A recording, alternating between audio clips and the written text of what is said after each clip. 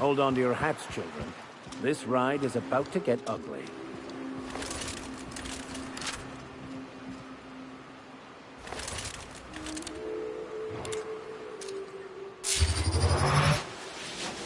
Proper work, Captain.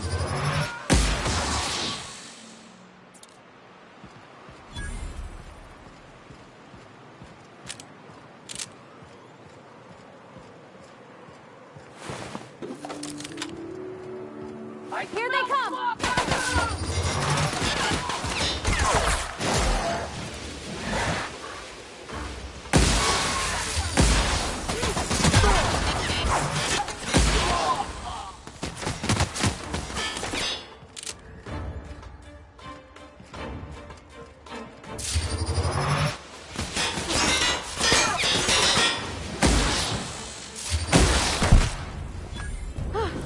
That's the last of them!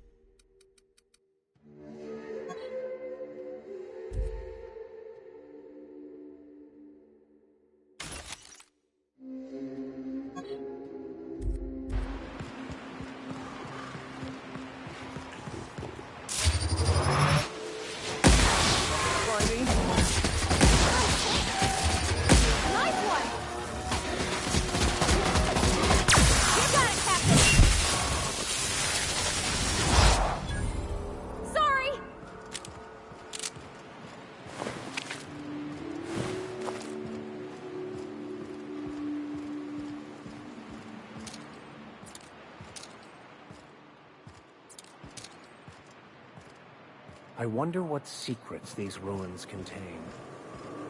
I wonder who used to live here. Do you suppose anyone remembers anymore?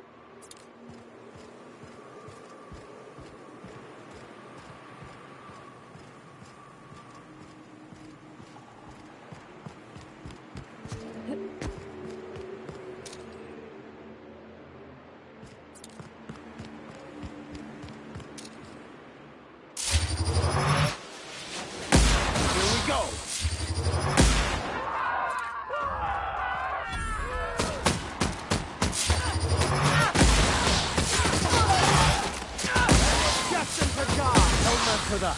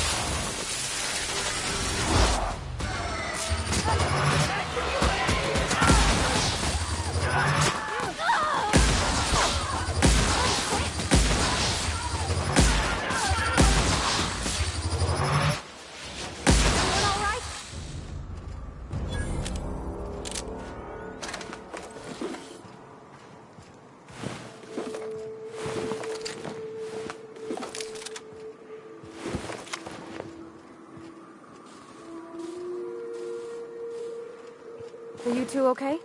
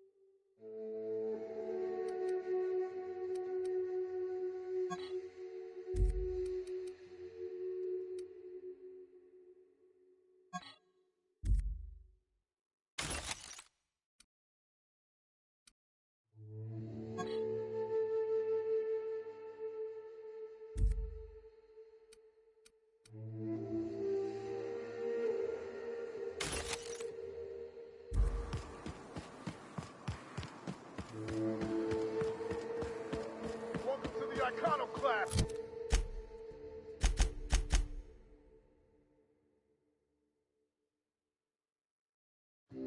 Asshole!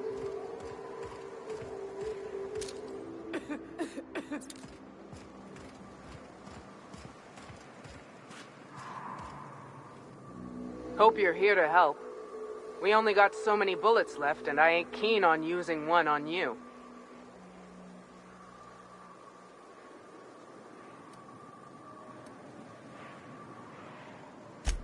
Thank the Eternal. We could use a hand. But we can't leave without patching these guys up. Acker here is bleeding out, and Jensen can't see straight. Our medic has got our trauma kit, but we got separated. We ain't seen him in a couple of hours.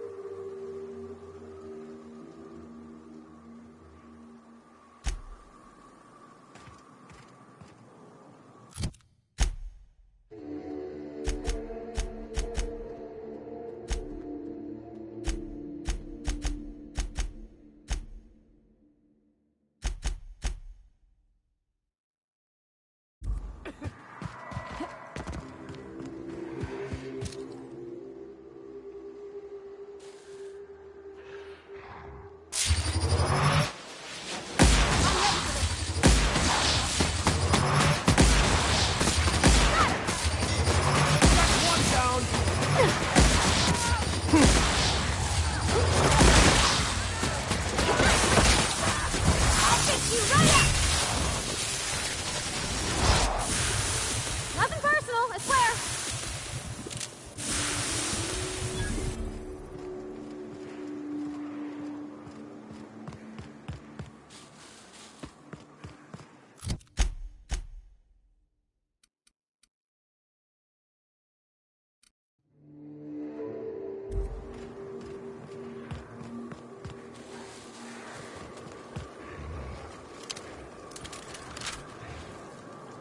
Here they come!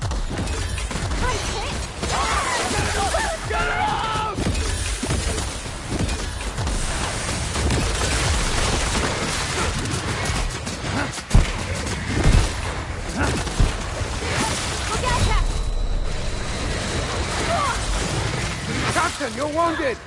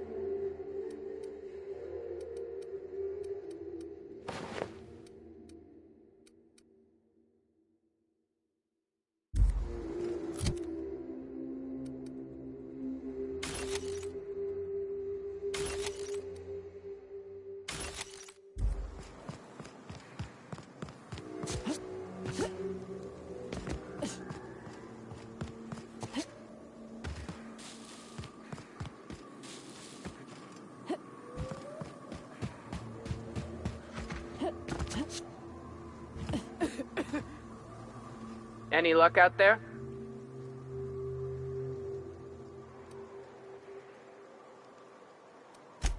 Oh, fuck. Well, that's better than nothing. Thanks. We'll head out as soon as we're patched up.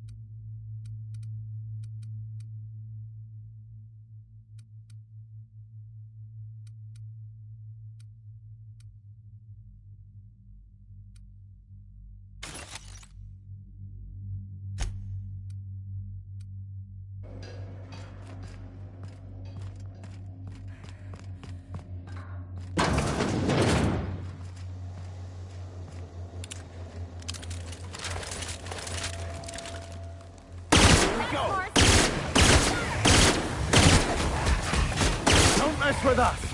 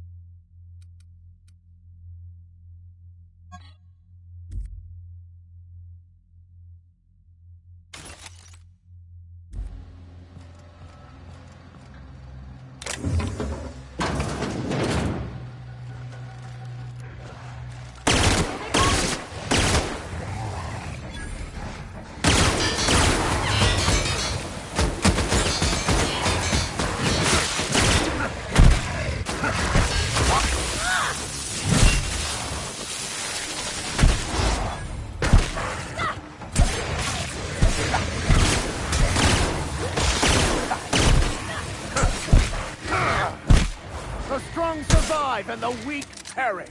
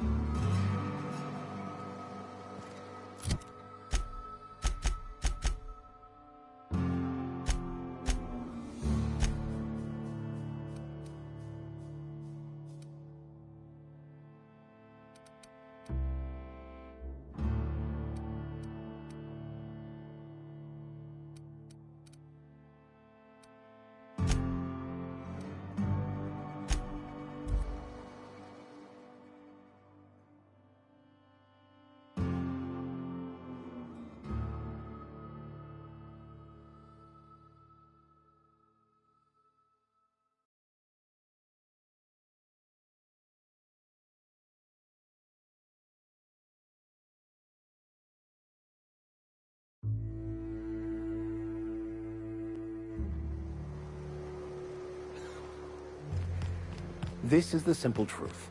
We are all molecular machines. The body is a collection of atoms. The mind is a consequence of chemical reactions. Therefore, our lives are predestined along a path that is only visible in retrospect. Life is fated and unstoppable. I don't know, Mr. Vicar. That seems like quite a leap.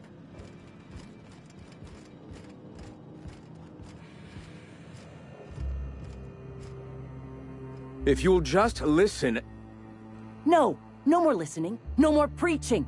We are losing people left and right. We need to act. Enough, Zora. I'm not putting the torch to innocent people. Do you want to bring the board's cruisers and gunships down on us? Captain, apologies, but our situation grows dire. Our people talk of foolish endeavors. What news do you bring?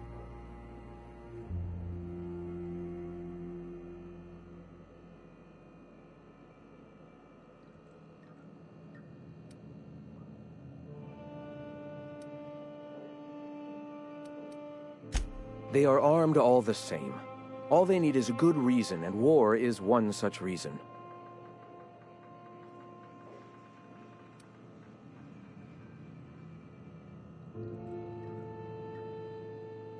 We're out of time. We need food and ammunition. We need to hit Stellar Bay while we still have the manpower to do it.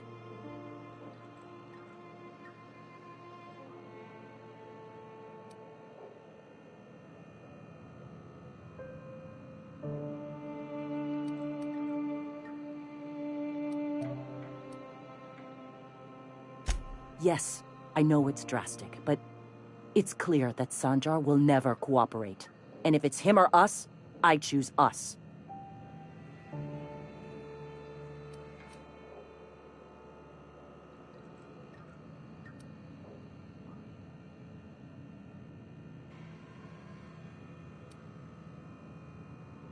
It is. We are desperate. We're starving. My people are dying left and right.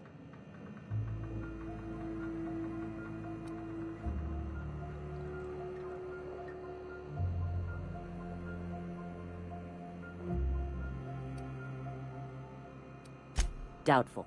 But we don't need much, and Sanjar isn't going to share.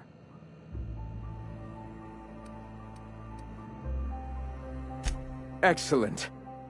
Did you find the Vanois?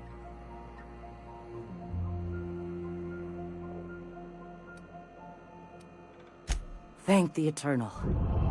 We're one step closer to bringing the truth to every man, woman, and child in Halcyon.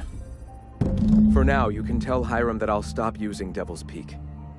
From the pits of our eternal souls.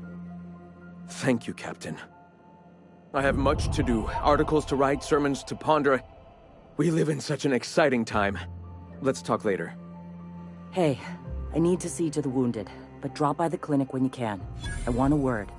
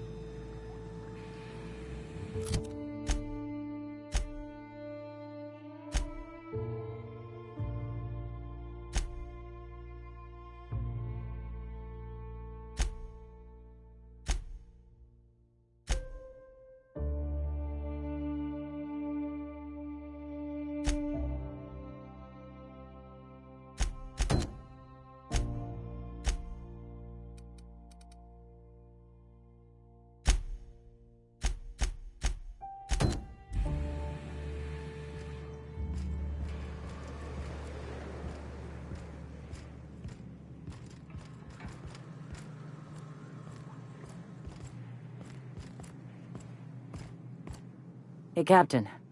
I need your help, and we ought to keep it hush-hush. You know about what happened here, right? The history of Amber Heights? I heard about that back in the day. Something about pirates massacring the town? Right. Common belief is that the pirates fled to an old relay station that had already been abandoned. but nobody could find them. The station's locked up, but one of my people found an old data cartridge in a nearby rat nest. It's mostly corrupted, but I pulled a couple codes off of it. One is the code to the Amber Heights gate. I don't recognize the other, but it's similar. I bet it opens a door.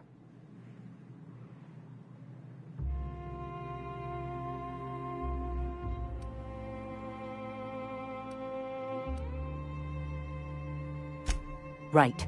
The access codes to Amber Heights. What gets me is, if this belonged to the pirates, that means they knew someone there. If someone gave them the gate code, all those deaths, Captain, all that blood is on their hands.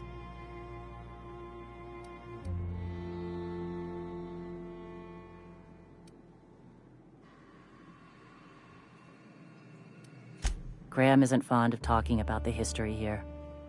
He had friends who worked here. The massacre hit him pretty hard. You know him. Live and let live and all that. I don't want to burden him right now, especially if this ends up being a dead end. I know it's a long shot, but if we miss something there, if you can get into that station, maybe we can get some answers.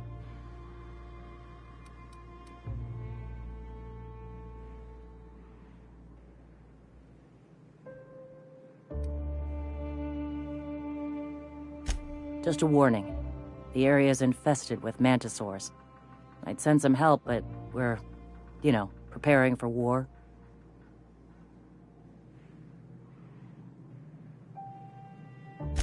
Appreciate it. Here's the code. If it works, bring back anything you find. Supplies are best, but information's good too. If someone was behind the Amber Heights massacre, it'd give a lot of people around here some closure to find out who and string them up. Good luck. Watch out for the Taros.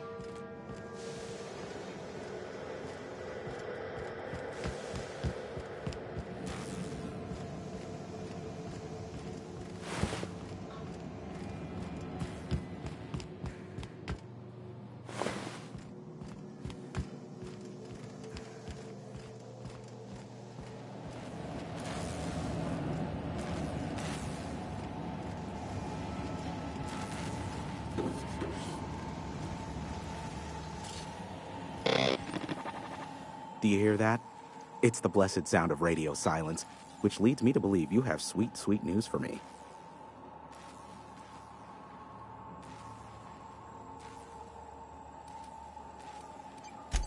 Yes, indeed.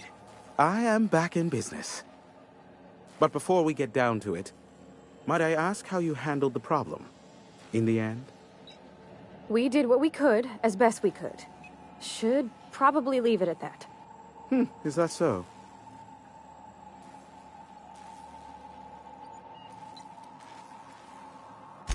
I don't know how. The two are diametrically opposed and impossible to please. But it matters not how you fixed my problem, only that you did. I don't doubt that you are working with Phineas, but my contract specifies I relay any acquired information to the purchaser, and to the purchaser alone. However, to send the data, I will need your assistance in cycling the antenna's receiver, so I can input the needed adjustments.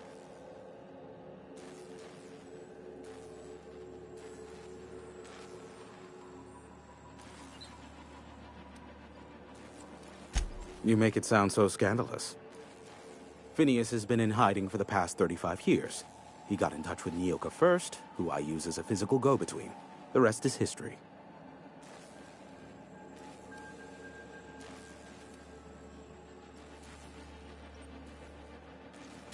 Ah, don't be ridiculous. We're resetting a broadcast tower, not filing taxes. There are no errands, spreadsheets, or rituals involved. It's simple, truly. I merely need you to waltz outside and throw the lever to cycle the power. I'll key in the numerical adjustments from in here. Terrific. I'll be here, waiting with bated breath. Give a shout if the panel electrocutes you.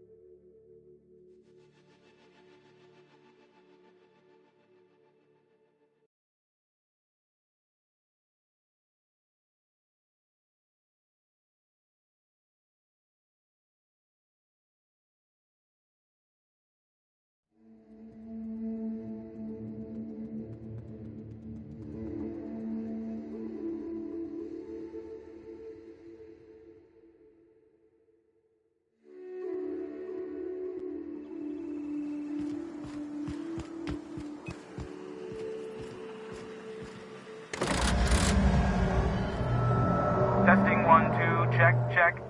Sweet stars. But that is a beautiful sound. Can you hear me? We are a go for broadcast. Oh, and I also dispatched Phineas his data. Impatient prick. Worse, I'm now indebted to him for it. Now I'll kindly thank you to get out of my tower.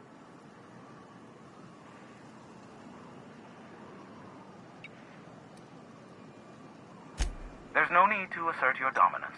I doubt I can make you do anything you don't wish to. Look, I am well aware that at times I may have the tiniest iota of a prickly exterior, but I must admit I have grown rather fond of you. Take care out there. Captain! Big flaming thingy!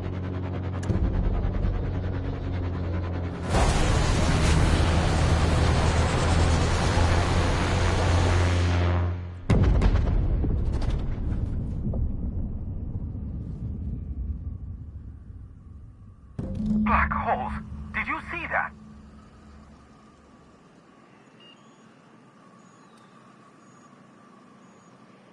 Look, there's not enough room in this tower for two sarcastic hullheads, so one of us has to knock it off.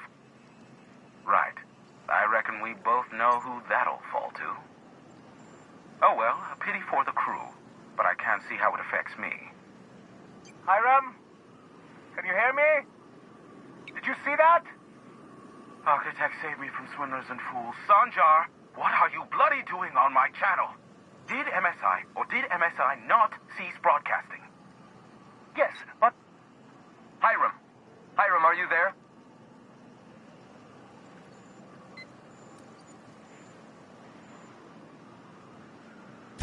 Not without a physical contact waiver. Ah, the good captain. The truth brings us together once more. Our salvation has come crashing through the stratosphere. We need only collect its weapons. Are you mad? That's a UDL gunship. You'd probably shoot your own toes off.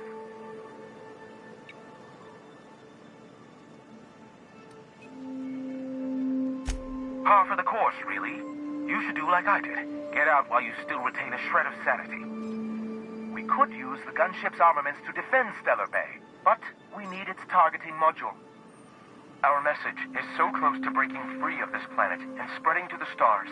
Help us secure that module and we will save our colony. Listen, I don't care a single whit what you do, so long as you leave me out of it. Which means, get off my void damn channel. I'm more than finished with you lot.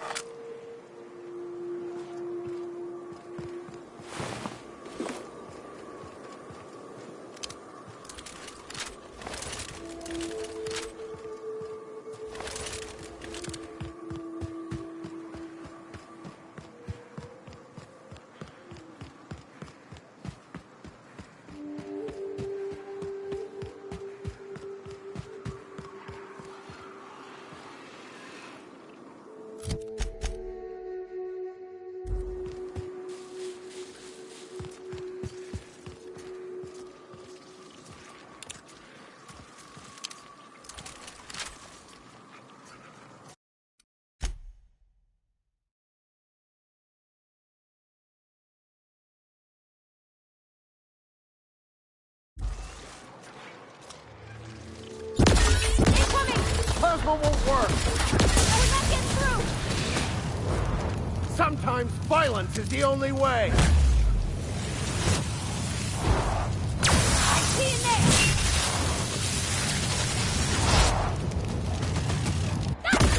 Plasma isn't working!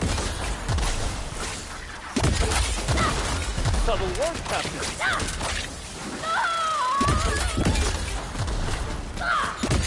No good! Plasma won't work!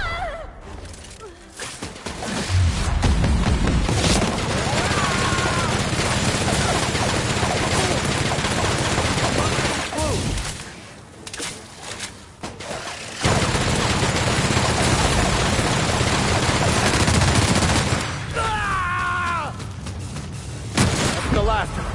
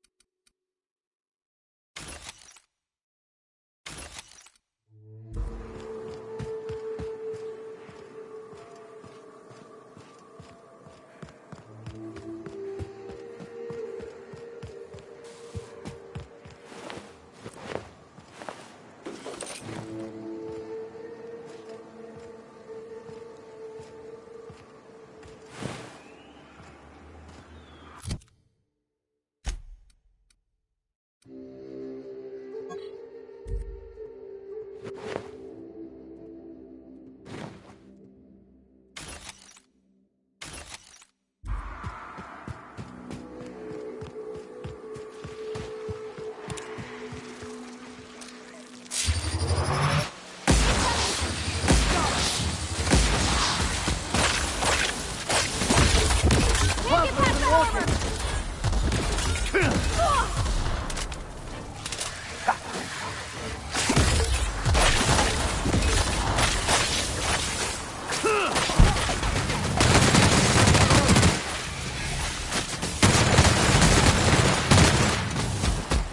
That's the last of them!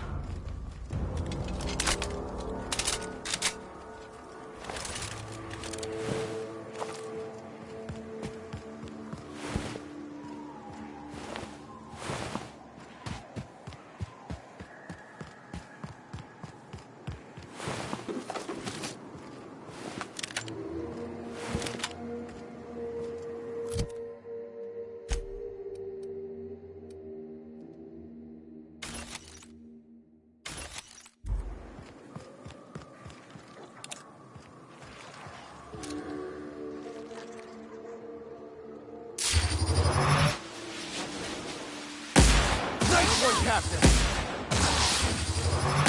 Armor's Chucking too them strong! isn't working! Hit it with something else!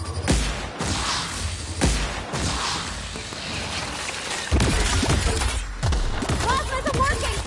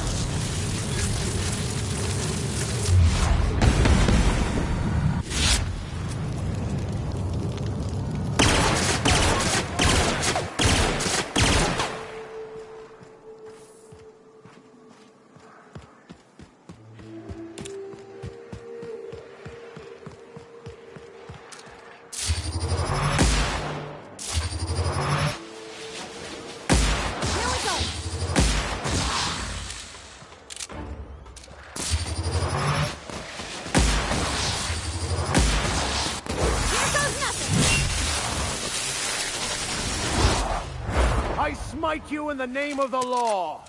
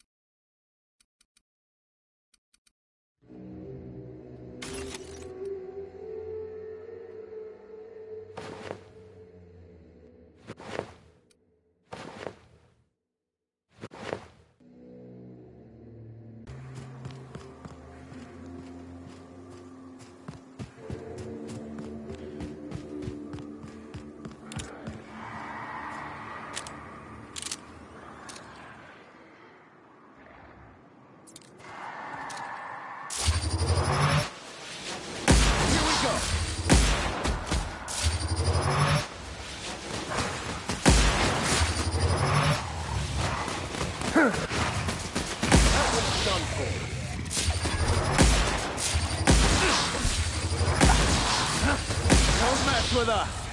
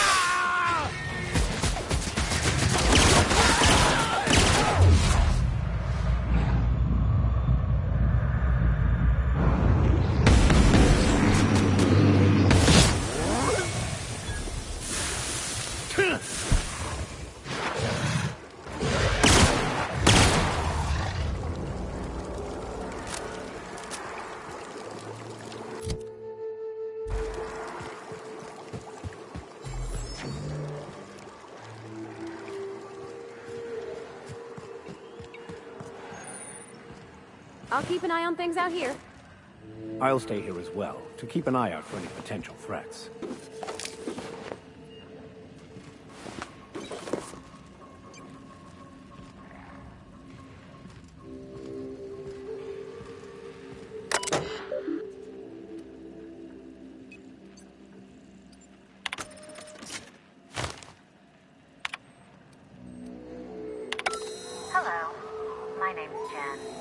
I'm the chief engineer on this gunship, and I'd like to let the record show that our captain is a total fucking hullhead. I told him again and again that without fixing our regulators, spinning up the engines are going to blow through our coils and we'll go flying off in a completely random direction. Well, here we are. Thinking we'll hit soil in about 30 seconds. This is your chief engineer signing off for what is probably the last time. It's a shame you can't see this middle finger I'm holding up, because I'm doing it as hard as I can.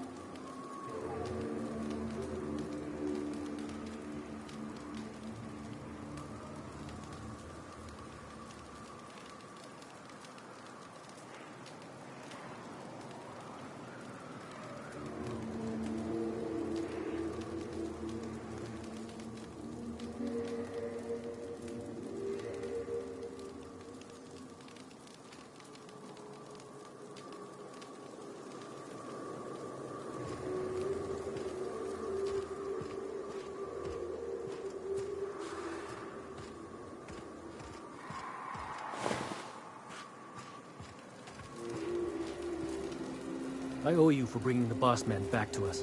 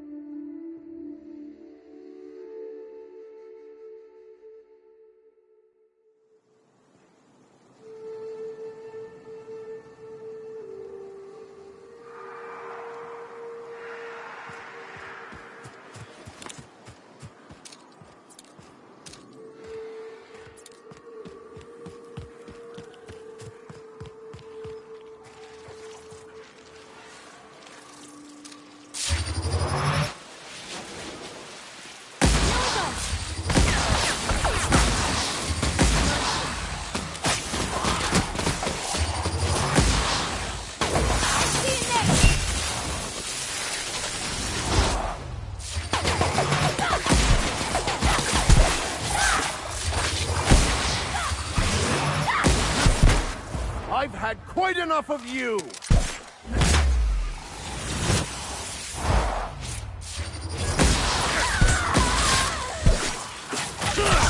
Nice hit!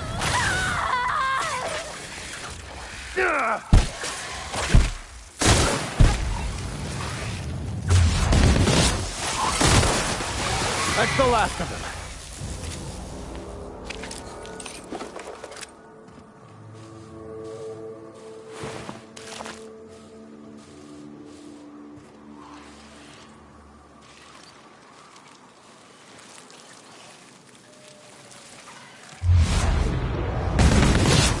Hug your back, Captain.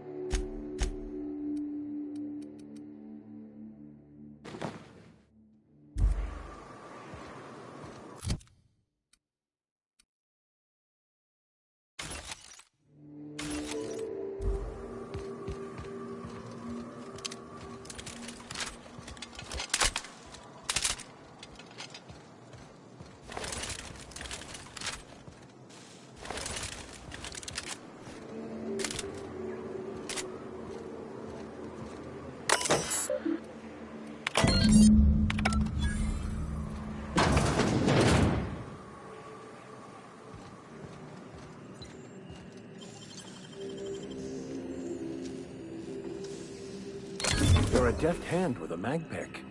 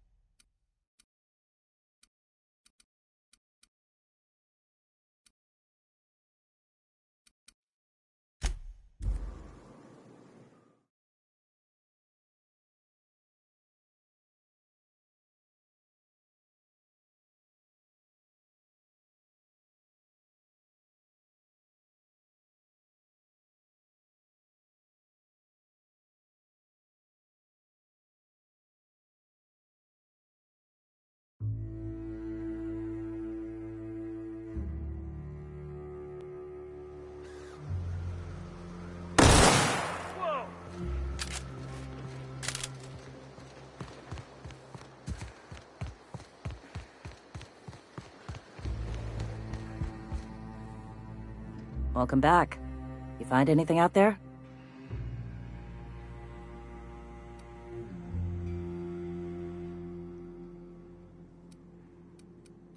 Let's see. These are old. Looks like correspondences between the pirates. Some bits here, some there, some... Wait. This one's got the Amber Heights gate code on it. Just like the one I found earlier. And here's... a letter. Wait, this is from Graham. Oh, of all the... Captain. He gave them the gate codes.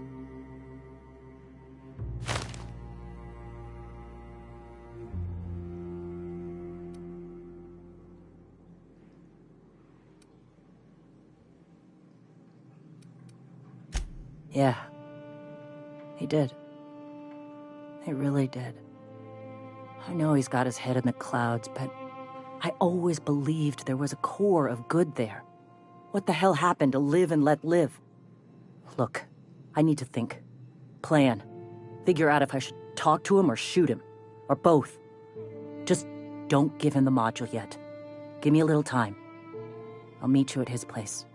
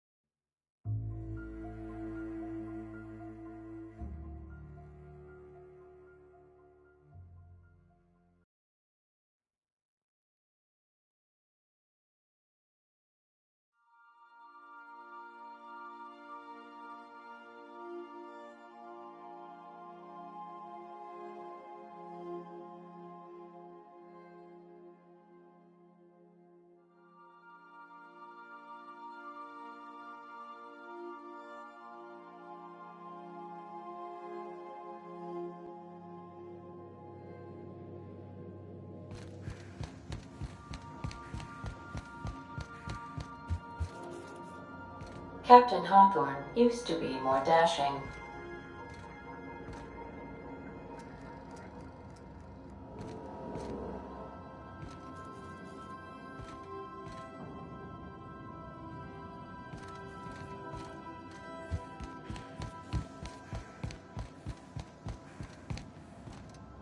Sam, my vacuum tubes require evacuating.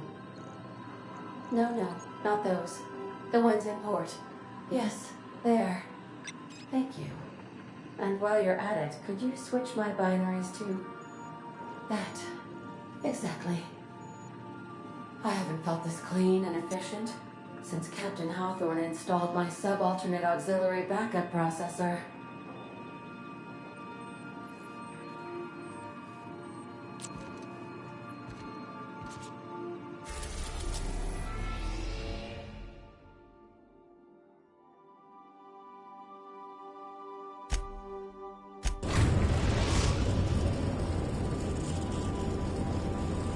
We've arrived at the groundbreaker.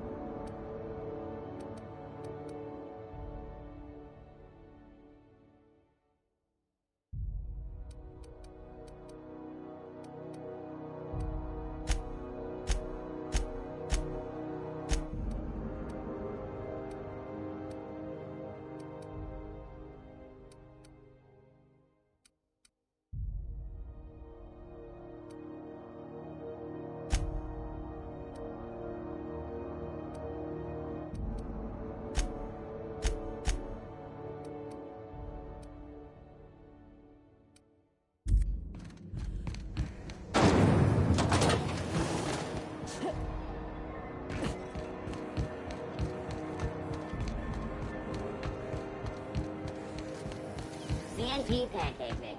Now requires no mix. No mix.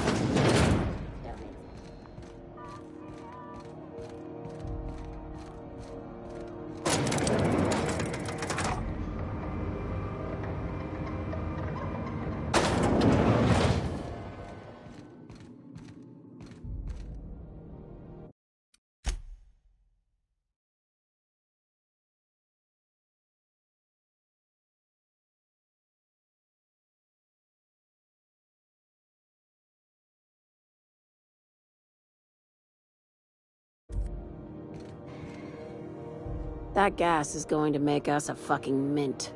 120-some cubic meters of it, at 1,000,000 bits a pop. Take this. You've earned it. When we get buyers lined up, I'm gonna buy a gold toilet to shit in.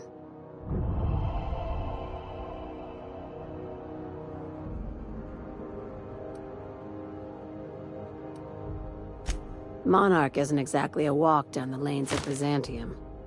But here you are with all your limbs attached. Call me impressed, contractor.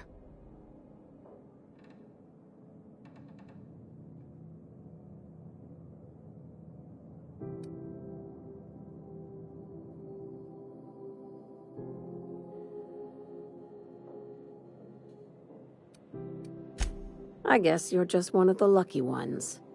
Look on the bright side. You just started and you're already on the path to a promotion. You've been keeping busy. I hear you took on some extra work at Fallbrook. Catherine doesn't always play nice with others, but it sounds like she and Clive reached some kind of understanding. Hey, when you were at the slaughterhouse, those swine didn't give you any strange looks, did they?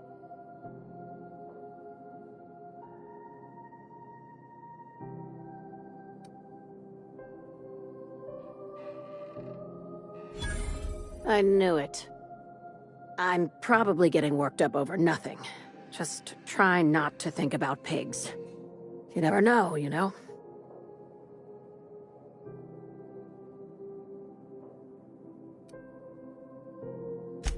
I've got a lot on my mind, but it's nothing that concerns you. At least, not yet. I have another job lined up, assuming you're still interested in work. You're gonna salvage me a space station. Heliospheric Research Station 1084, to be exact. I want it. Cobwebs and all. Interested?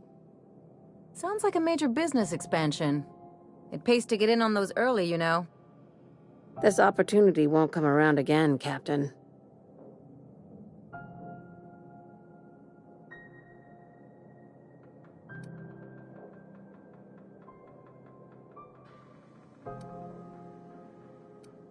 Right now, it's only salvage on paper. Systems and comms have gone dark. Poke around if you're curious why. While the board lets 1084 gather dust, you're gonna swoop in and plant Sublight's flag. Perfectly legit, perfectly legal.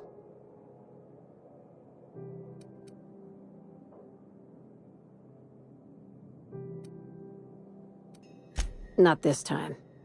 The board tolerates our business up to a point, and selling off a station full of their old gear and terminals crosses that point. But if we were to move in and commandeer the station as a Sublight salvage remote office, that's a different matter. Legally gray by comparison. More of a squatter situation. Here, this override bypass should get you into the station's systems where you can plant my flag. And one last thing. When you get there, make sure you aren't followed. We wouldn't want that.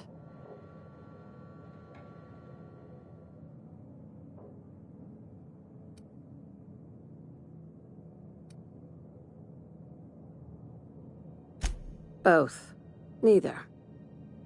Right now, it's safer if I keep you in the dark. I'm on the heels of something big.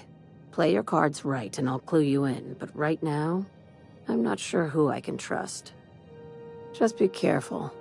Someone might try and use you to get to me.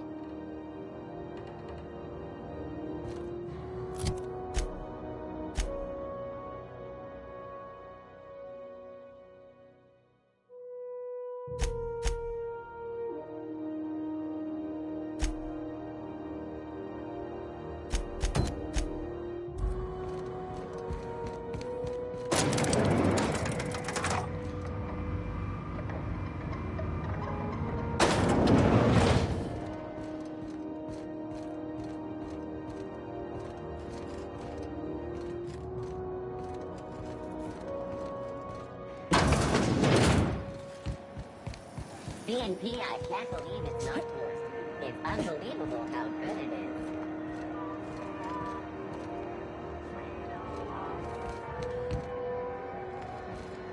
Have you tried? What are you saying, Martin? That's an Auntie Cleo's product. My law, what have I done? The company will have my head. Both of them. This is awful. Help me! Oh, laws! Gotcha. What I wouldn't give to see the look on your face. This guy's real easy to fuck with. What kind of depraved mind would conjure such a nightmare?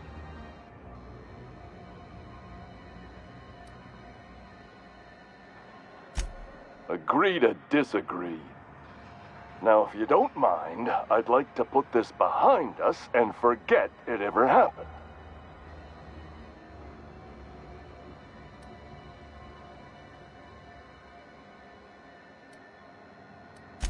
I'm bound to satisfy headgear-related inquiries.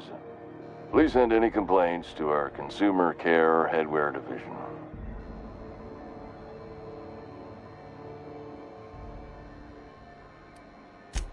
It's not the best choice! It's Spacer's choice! Taste the freedom! Oh, I'm having a stellar day. And not just because I'm legally obligated to say so. Almost as stellar as Spacer's choice is affordable. Don't get him started, Captain. He'll go on like this all day. All night, too. I can't escape these savings. Not even in my dreams.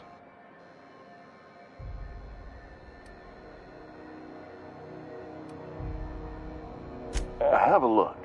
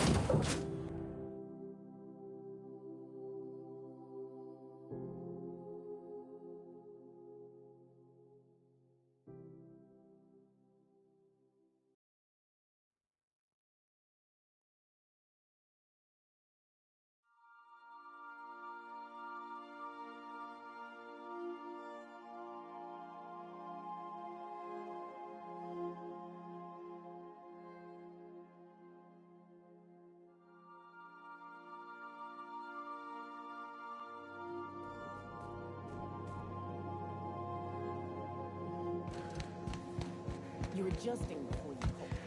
Anticipating. You... Of course I'm anticipating. What if I shoot a friend on accident?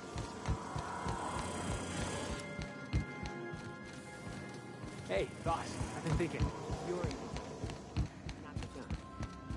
Don't let a hunk of metal jerk you around. You've been around powerful machinery all your life. And you're always in control, right?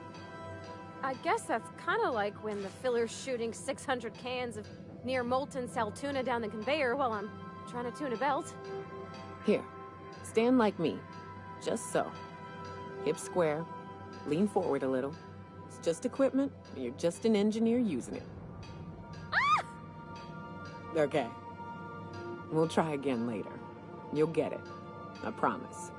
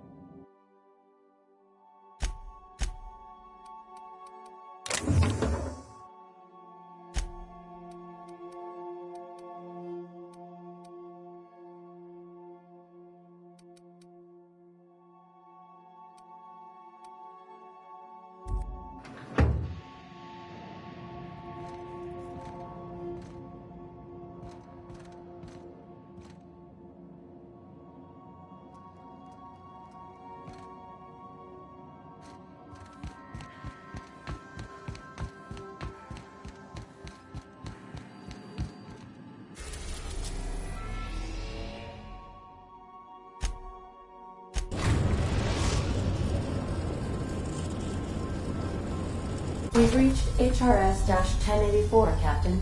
It's emitting a very weak docking signal. I almost mislabeled it as normal etheric static.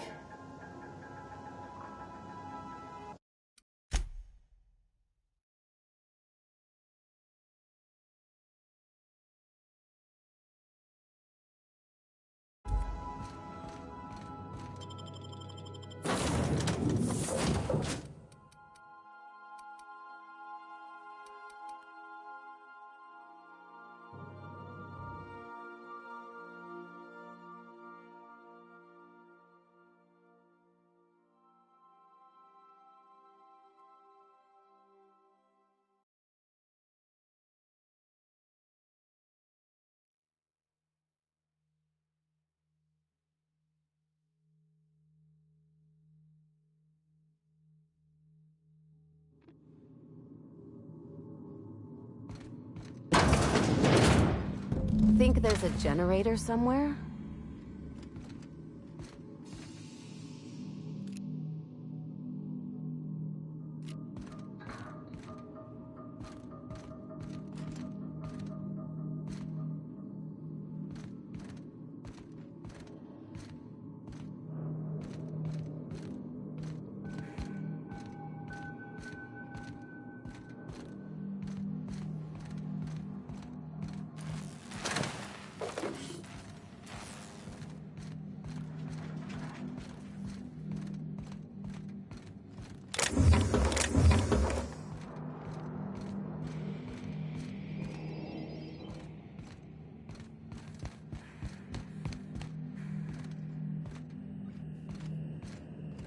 Sure are a lot of charging automechs.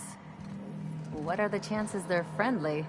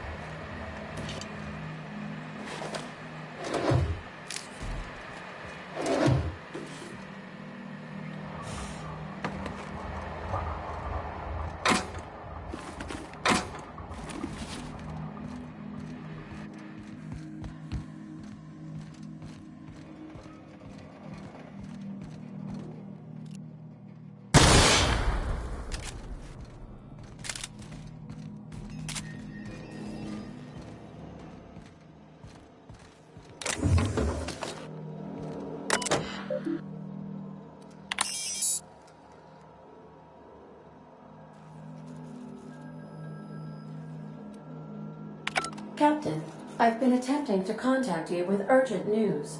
However, communicational functionality was impaired due to the power outage.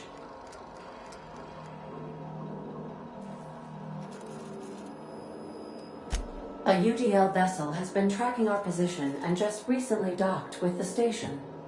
They are patching into the station's transmission lines now. I cannot stop. I've been waiting for this day since we tagged your ship in Cascadia, Captain. So glad we finally have this opportunity. My ship is docked with 1084. There's no escape.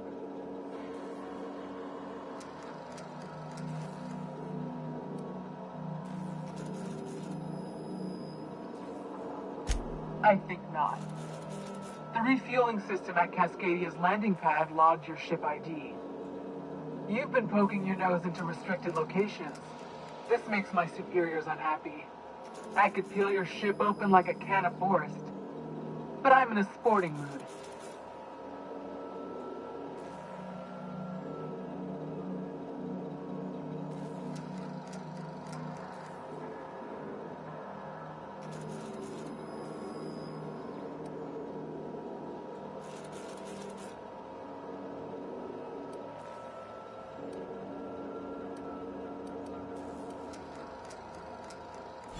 Sublight? Ugh.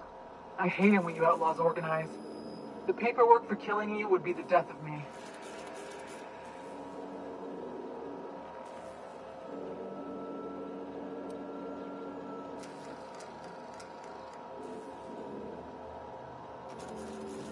That's kind of you to ask, but we have a tight schedule. It's open season on trespassers. Squad, I'm ordering a recall. There's a misspelling on our orders that ought to be corrected. On the double. The UDL gunship is undocking from the station. They appear to be departing into space. Nice. I've never been great at de-escalation.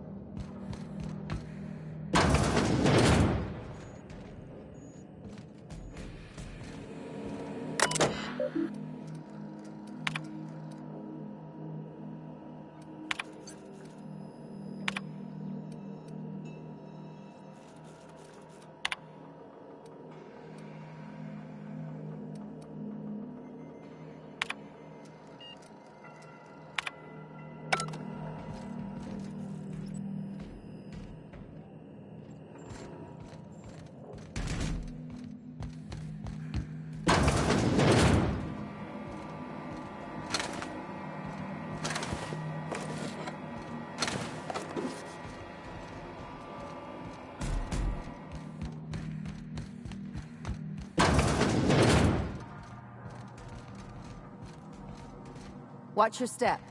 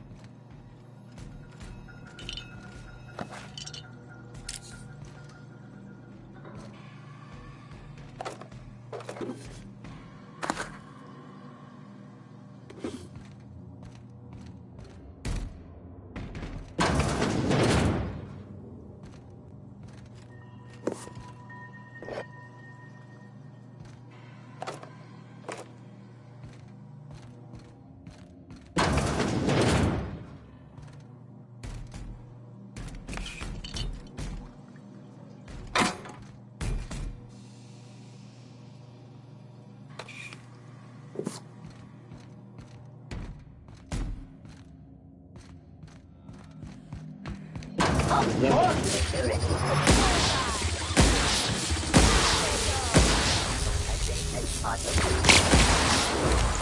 kind of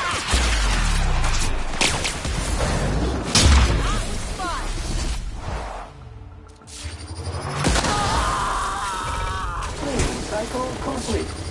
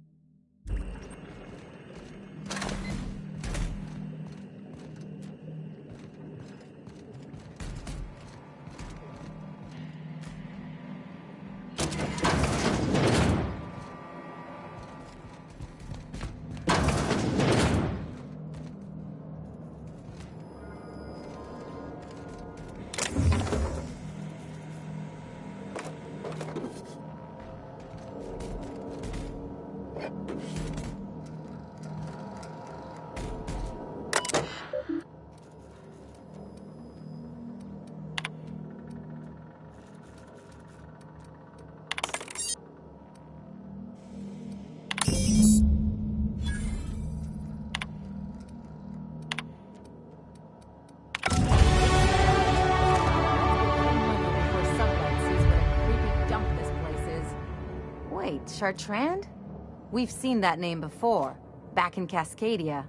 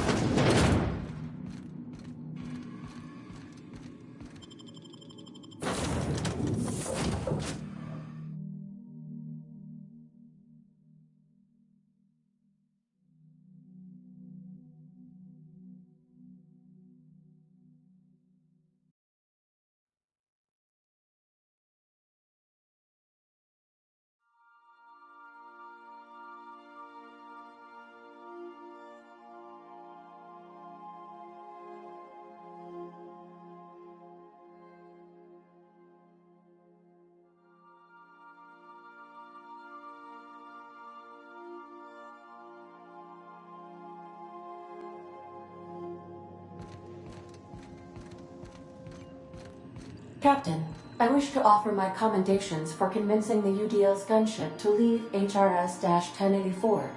I did not favor the idea of being stripped and sold for parts.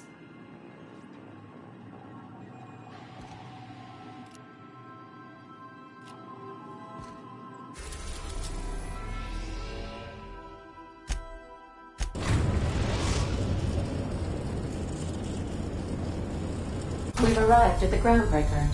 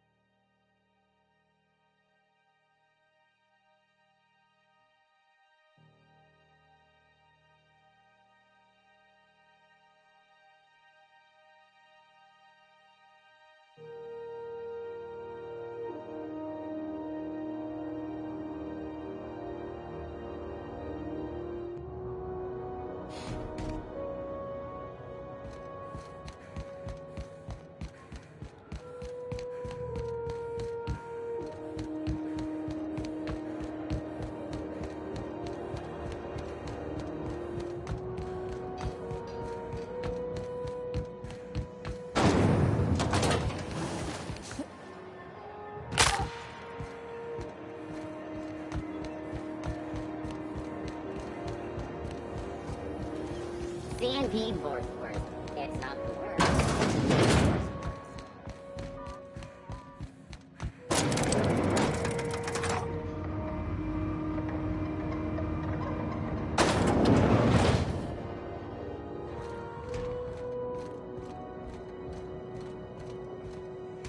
Finally, a base of our own. Soon we'll have eyes on every corner of the system. Well done, Captain.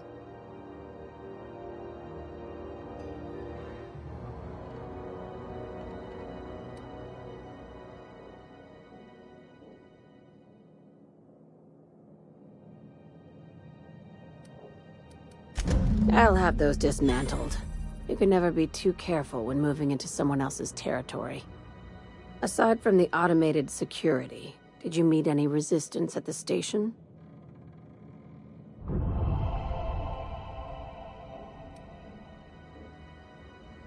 Why would they leave an asset like that unprotected? Unless...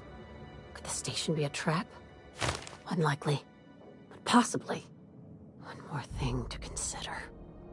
I've been less than honest with you. Your assignments weren't strictly about the salvage business. You might have figured that out already.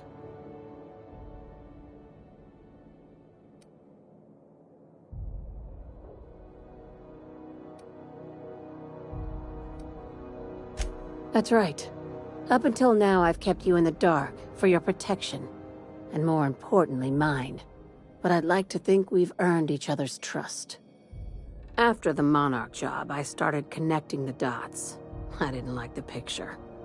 Then what we found at Station 1084 confirmed my fears. You and I have stumbled onto something big. Something none of us were meant to know.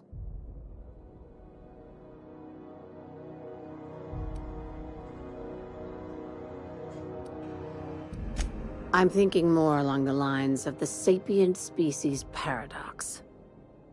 Ask yourself why a skeleton crew was studying that Alta Vitae gas in secret. Ask yourself why stockpiles were hidden on a planet full of monsters. Wrong. I think it's about intelligent life discovering us. Aliens. I'm talking about aliens. They're the ones responsible for the deaths at 1084, and who knows what else. We have to put a stop to it.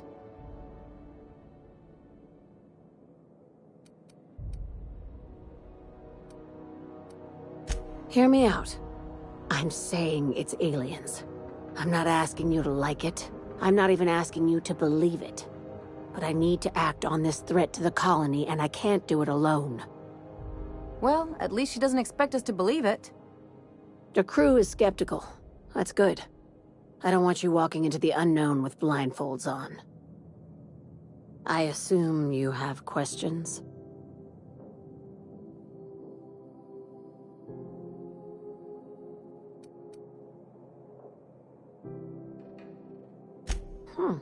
You took that better than I thought. Dr. Chartrand is the crooked psychopath behind the gas experiments. She sold out her species, and I need you to put a bullet through her skull.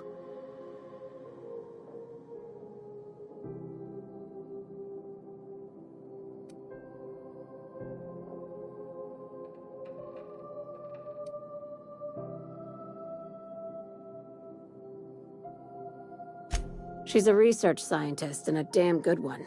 Before UDL poached her, she engineered a 0.2% increase in cystipig juiciness. Now she's doing the same thing with humanity. Her fingerprints were all over Station 1084. You saw what she did to her team.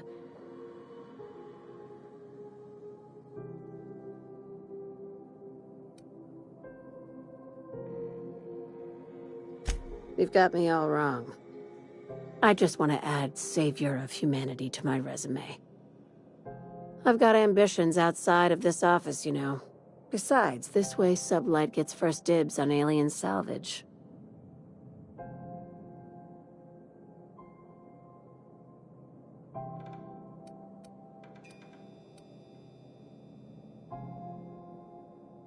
Do you usually come across innocent people trapped in suspension tanks? Because some of us would call that excessive. Remember, The tanks were just the shit she left behind. Just imagine the experiments she carted off to her next lab. This keycard will get you through the front door of her Byzantium estate. Don't ask how I got it. You might not like the answer. By now, the other side knows what you're doing. Don't trust anything Chartrand says. She's compromised down to the bone. Maybe even deeper than that.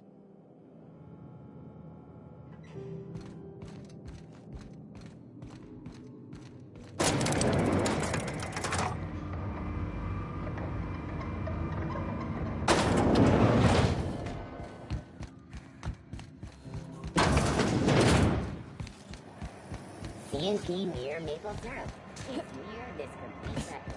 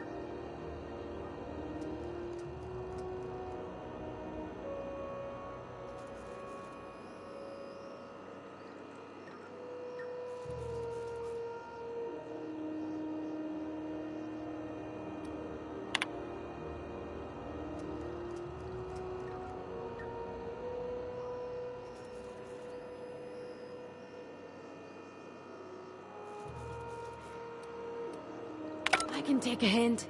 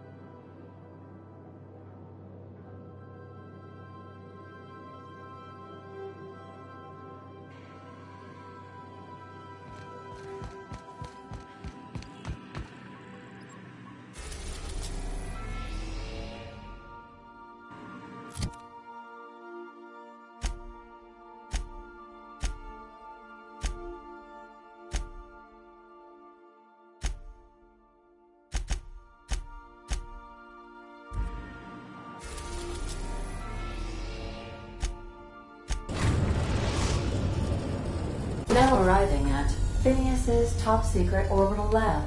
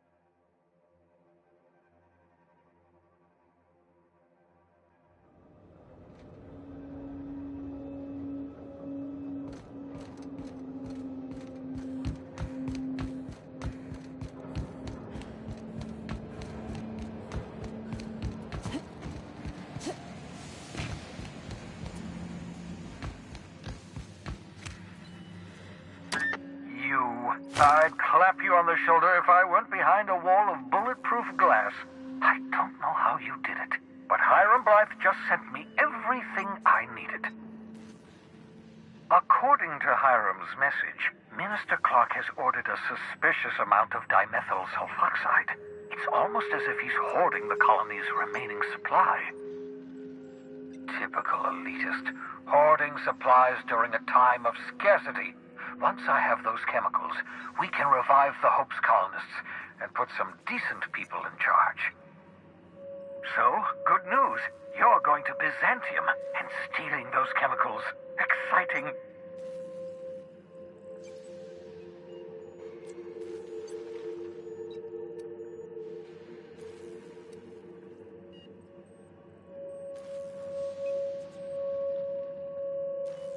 Aloysius Clark, Minister of Earth. Virtually every colony requires the presence of a Minister of Earth. Clark is complicit in every one of the board's crimes. Whenever the board issues some new decree, you'll find Clark's signature on the dotted line.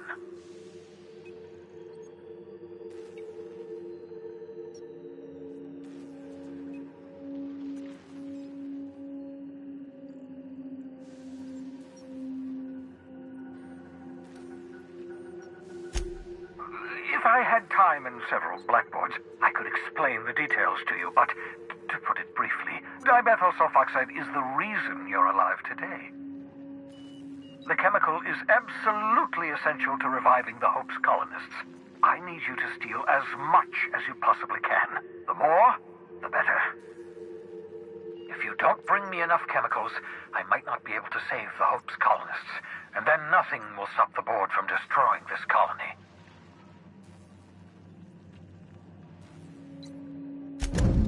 Ah, yes, the details. I'm not about to ask you to rampage through Byzantium trading bullets with the board's agents. We'll have to resort to subterfuge. Carmen Imagawa. She's my contact in Byzantium. Meet her at the docks. She'll have all the necessary intelligence you require. I'm giving you my old nav key to Byzantium. You'll need it to land in the Golden City. Remember, you're looking for dimethyl sulfoxide. Big green bubbling vessel with a warning label. I'll take as much as you can find.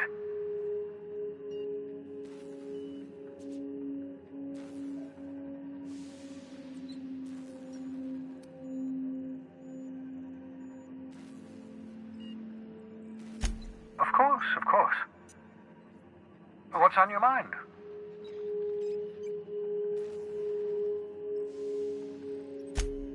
Absolutely. Let's talk.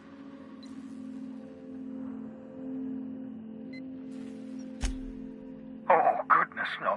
I wouldn't survive 10 seconds in the blackness of the aether. Well, no, I imagine I'd last at least 12 seconds before I'd lose consciousness and die of hypoxia.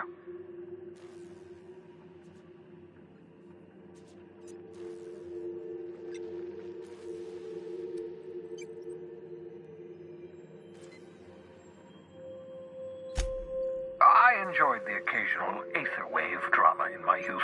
Not anymore. All board propaganda. I'd rather not be brainwashed. To answer your question, I'd rather stay right here in my lab. There's too much work to be done. The Hope's colonists won't revive themselves, you know.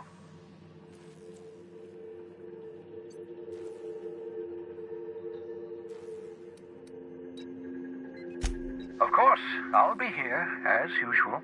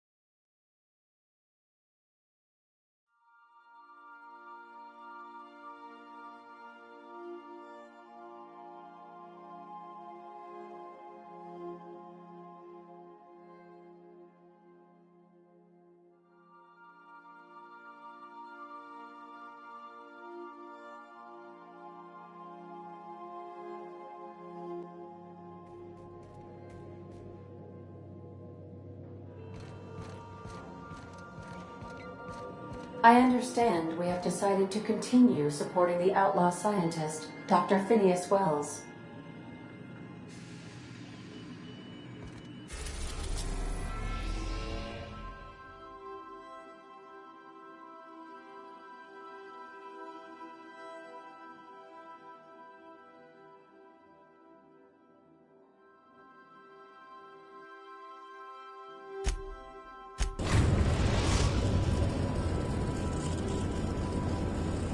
Captain, I'm receiving an urgent docking request from another vessel.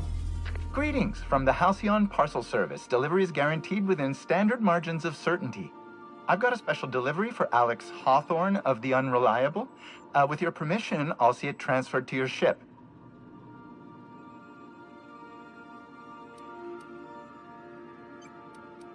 With alacrity. Stand by, Captain Hawthorne. An HPS certified distribution technician has deposited the parcel into your cargo hold in accordance with hazardous waste disposal procedures.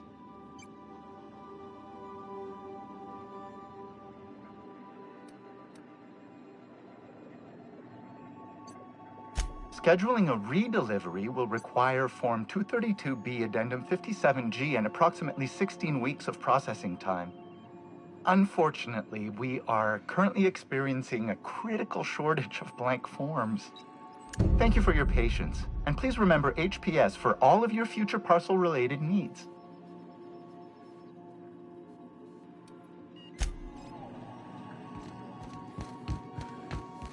We gotta talk about this.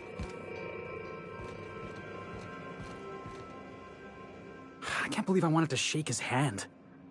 I need a shower. Makes you wonder if being a treacherous, two-timing coward is some sort of contagious disease, or if he was just born that way.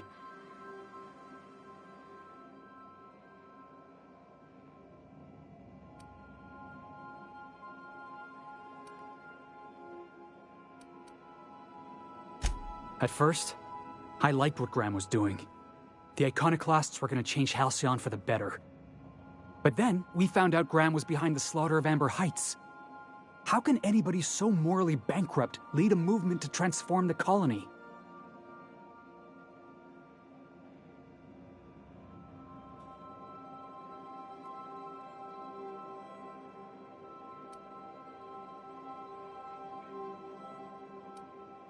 Yeah, maybe you're right. You'd never do something like that, would you? Slaughter a whole community of innocents?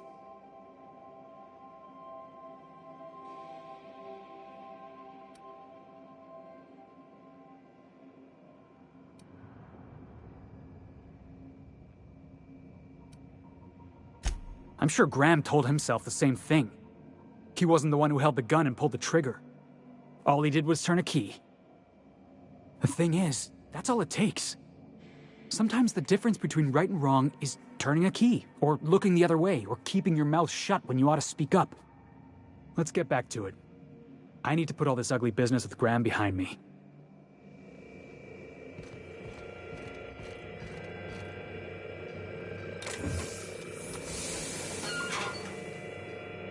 Hawthorne, if you're getting this, something's happened to me. Got mixed up in some shady business on Gorgon. Should've known better. But I landed on something big. And now this job's an itch I can't stop scratching. There's a whole research compound left of the Sprats. I think I'm close to figuring out why. But something dangerous is closer to me. Got the job through one Minnie Ambrose. Top runger who just came into some money, was offering a hefty bid card for qualified help. Trust me, her money's good. Talk to Minnie. Take the job. If I ain't gonna live to see the payday, might as well be you. Consider us even, old pal. Well, that fellow certainly seemed trustworthy. I've gotten jobs from some unusual sources, but this is a first. Congratulations, Captain. I don't mean to sound prim, Captain, but there's gotta be a better way to ask someone to do you a favor. I just want to say, we gotta take this job. This is the closest I ever been to starring in a serial drama. Only thing we're missing is a couple cameras and a soundtrack. At least this won't be boring.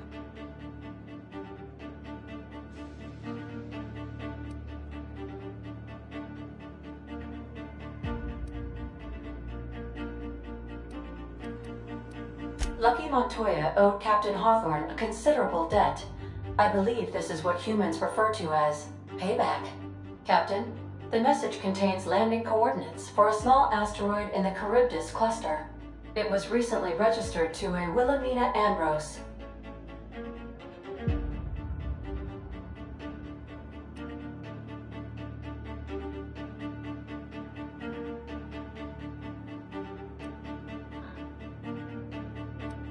Now, I, for one, was hoping to do the exact opposite of that. What? Do you want to shake its hand? Yeah, can we talk about the arm? I want to take bets on how the guy lost it. My money's on cannibals. That ain't really that fella's arm, right? It's gotta be a dummy. Or a toy? Well, I'm not cleaning it up. Cleanup service request processed. Disposal of human arm from the Unreliable's cargo hold will commence in the immediate future. Simulating disgust. How distasteful. Humans eat there. I'm not touching it. Etc. Lucky Montoya had a statistically significant tendency to encounter situations of extreme danger. Well, yeah. I doubt this guy lost his arm filling out paperwork. He was also the 4th best paid freelancer in the system.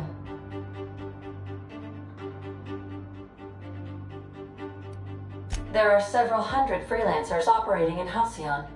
Considering the numbers, Mr. Montoya ranked among the top percentile. This had less correlation with his measured aptitudes, which rank at or below average, than with a pattern of fortunate circumstances.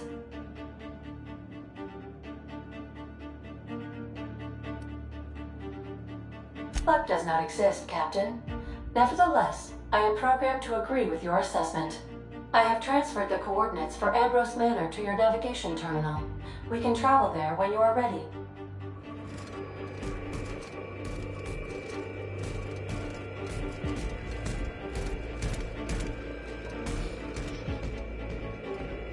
Hawthorne, if you're getting this, something's happened to me. Got mixed up in some shady business on Gorgon. Should've known better. But I landed on something big. And now this job's an itch I can't stop scratching. There's a whole research compound left of the Sprats. I think I'm close to figuring out why. But something dangerous is closer to me. Got the job through one Minnie Ambrose. Top runger who just came into some money, was offering a hefty bid card for qualified help. Trust me, her money's good. Talk to Minnie. Take the job. If I ain't gonna live to see the payday, might as well be you. Consider us even, old pal.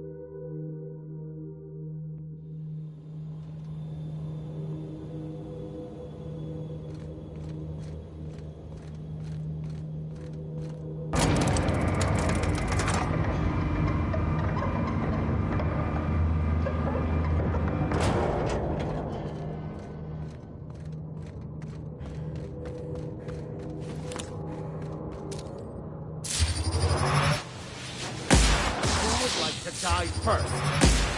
You got him!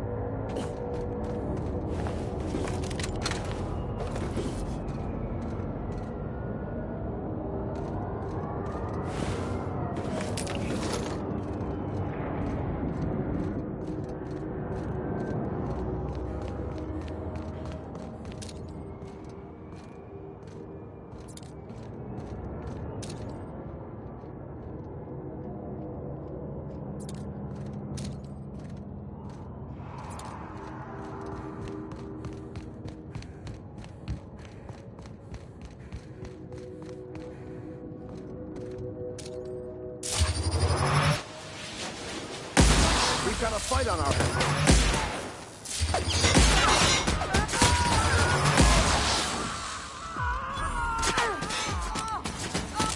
That's the last of them.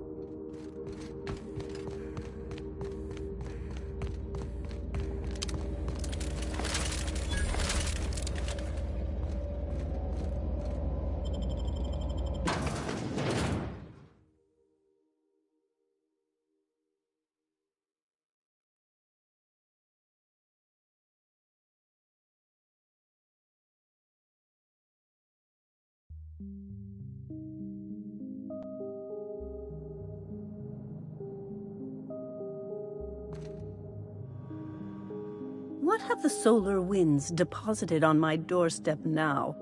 Just more dirt and debris? Or do you actually believe you are here seeking the truth? I must admit, I tire of the truth seekers. Mayhaps you're here to rob me? That would be so much more exciting.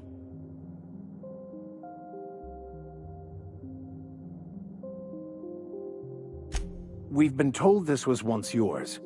I believe the knowledge within here contains the answers I seek. Answers that will free men's minds from toil. I can translate it, but it won't do you any good. I can see you are a man in a hurry. And the insights in that book would take you years of study to fully comprehend. I have spent my life in contemplation. I believe my mind is prepared to receive the truth.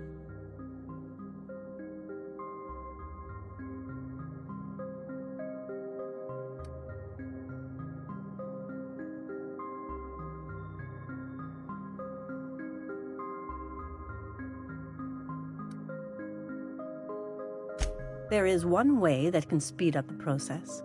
It involves a combination of several ingredients, some of which can be fatal. It is not for the faint of heart or the unprepared.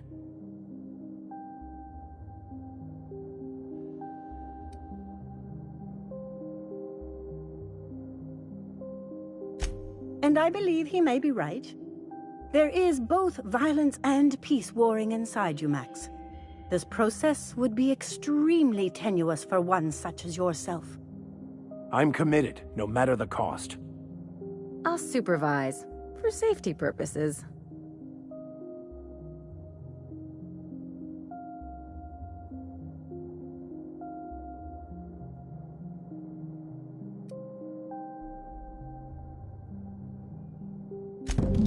All right.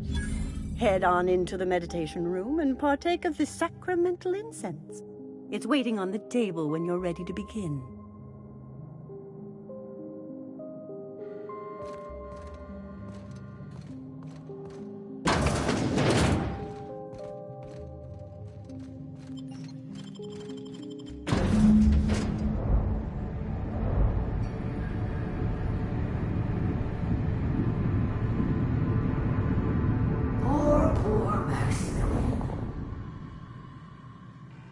Maximilian, why are you still doing this? You've been fighting against the world since before you left home. Haven't you figured out yet that the more you fight, the more pain you cause yourself?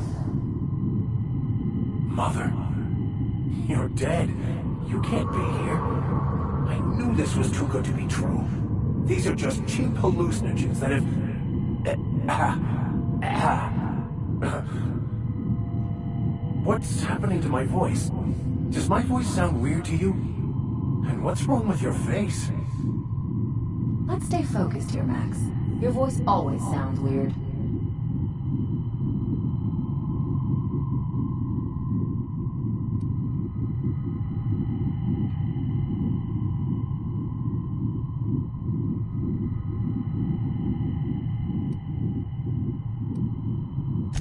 We are obviously the victims of a tasteless joke being perpetuated. Perpetrated? I mean, we're being made fools of, aren't we? When I get out of here, I'm going to show that hermit what you get for messing with me. Maximilian, always ready to give up, to lash out, always searching for answers, but always in the wrong place, never looking inside himself. We came here so you could learn how to not be an ass, Max. So, stop being an ass.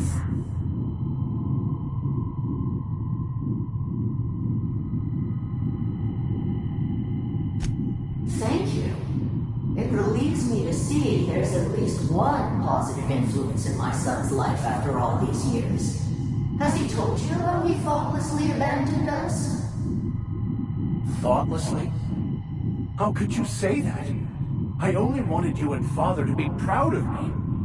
I was going to be the perfect vessel. I was going to be a better... more full of the plan. This year, it's all coming out wrong. The plan. It filled you with a joy I could never feel. I wanted it. And being a laborer made me miserable. I was better than that. You certainly convinced yourself you were. But don't feel bad. We continually lie to ourselves, weaving stories in a vain attempt to convince us that we are in control of anything. These stories are how we try to make sense of our lives, but they are not real, are they? They're just stories. You need to drop your story and see the truth.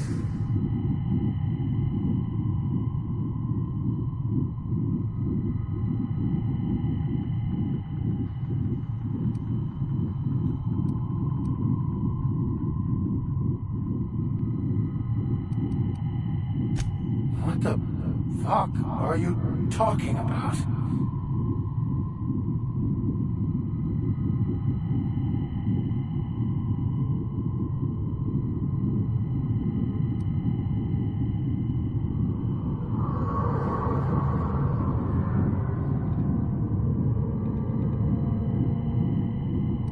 No, I just wanted to prove to my parents that damn it. You're right. Max, you need to lay the past to rest. What happened with your father and I, it's long dead. To attain your goals, you must live in the chaos. Be fine with the chaos. Whether you resist or not, it will take you wherever it wants. More assuredly than even the fictional architects plan to slave away to prove. No, that's not true. The basis of everything is order, not chaos. It's true, I know it is. So did you. Why are you denying it? Before you died, the plan made you happy. No, it didn't. I made myself happy. There's nothing holding you back but you. If you can't understand that, you will never understand anything. Goodbye, Maximilian. This whole thing, it's just a farce, right? Just my own brain working against me? You couldn't be more right. Hello, Max. What? Who? Why do you look like me? Are you me? Not really. I'm who you think you are. I am disciplined, controlled. I have no doubts. And I don't exist. Yet you have judged yourself against me your whole life. Why? Why do you berate yourself for not being me?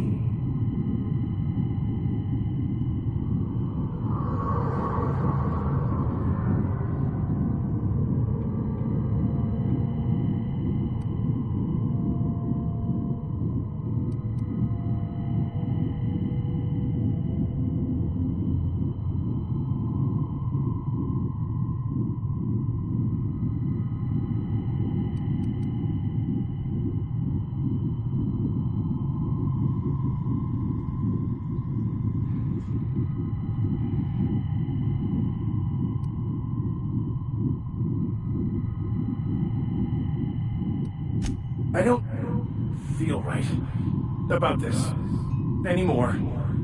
I need to get out of here. You asked for this. Why are you fighting it?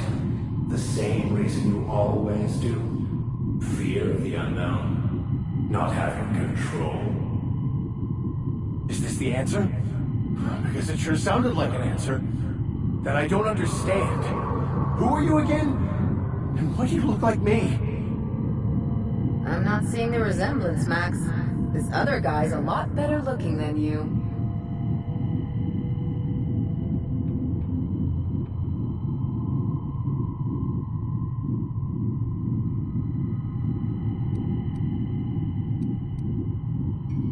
He's not looking for the truth. He's looking for a new way to organize reality in his head. A new story of the happy you, the contented you.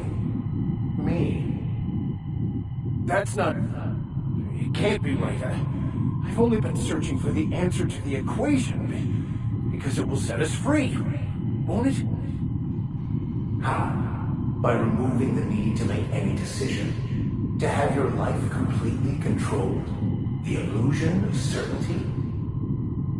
Your obsession allowed you to avoid the real question. Who are you? I'm Max. Me! I'm real. You can't convince me otherwise. Please don't convince me I'm not. Can we try to convince him otherwise?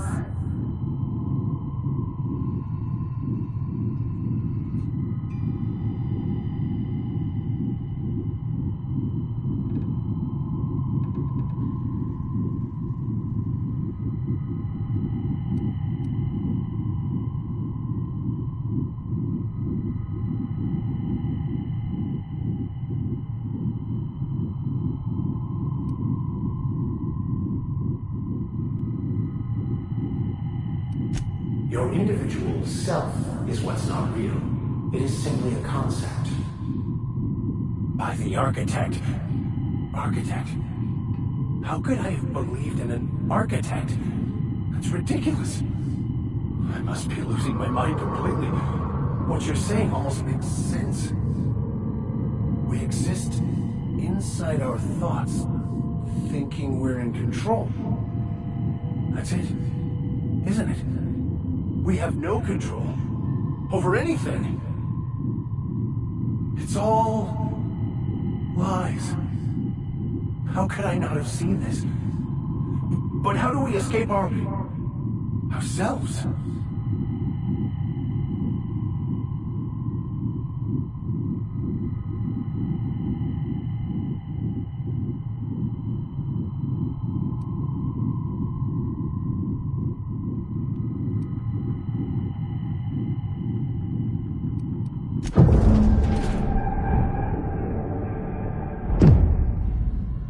I see you're back with us. Feared we lost you there. Never seen anyone pass out yet stay upright before.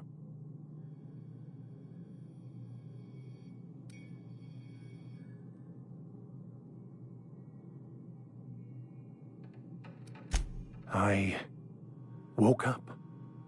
The illusions I built for myself just fell away. I'm no longer interpreting, I'm experiencing. Everything is perfect.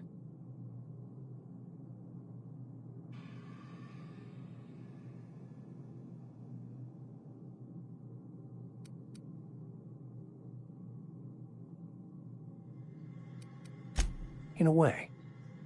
Perhaps it's more accurate to say I was asking the wrong questions. I understand so much more now. I see it all. All there is to be experienced, to be lived. Of course there is pain and loss, but the suffering is caused by trying to control reality, clinging to the way you want things to be, not enjoying the way they are.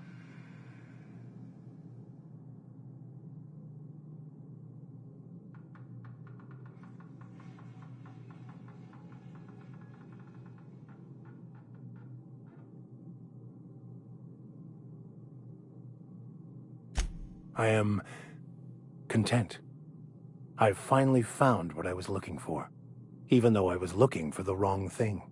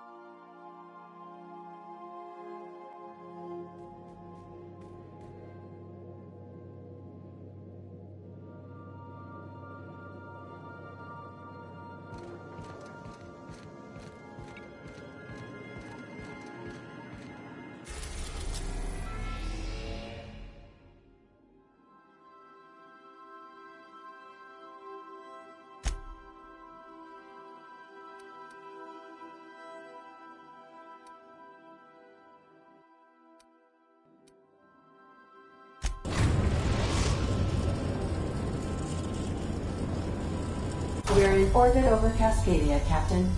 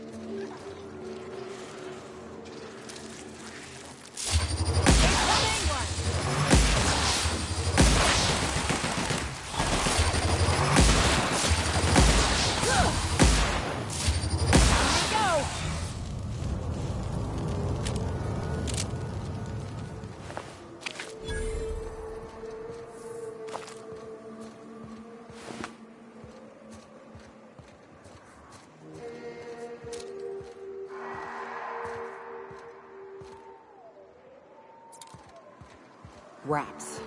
Let's clear this sulfur-sodden fucks out so Hayes can rest in peace.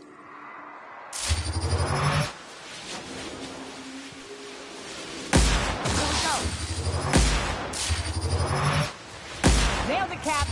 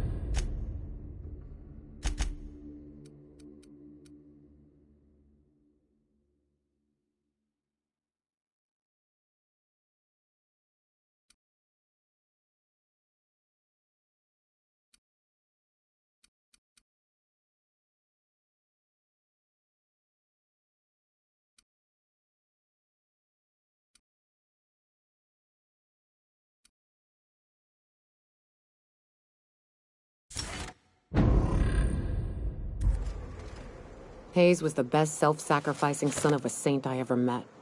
Halcyon is worse off without him. Now, if we're gonna lure the Manta Queen out, we'll need to find Rebecca and Anders. They took a UDL contract on Terra 2. We never heard from them again. Think it's time I call in a favor with Hiram. If anyone can track them down, it's him.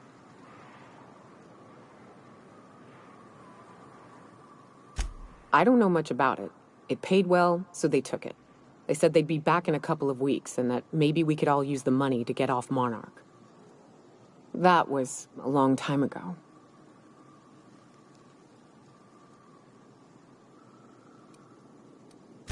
I should have. I really should have. But soon after they left, Hayes and the others died. And to be honest, after him, I stopped trying. Because it hurt like hell to do so.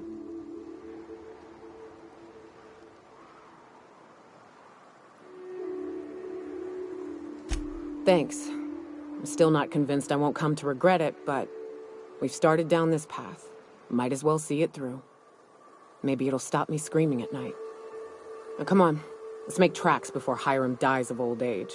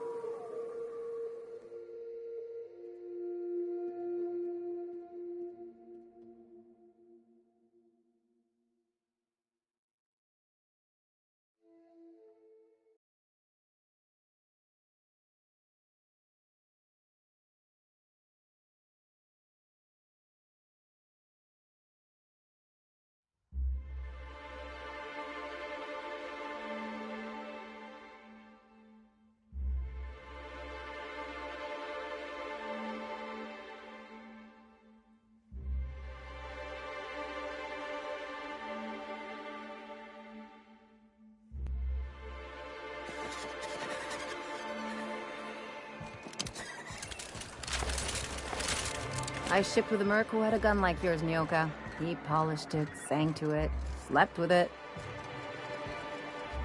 Not like that, as far as I know.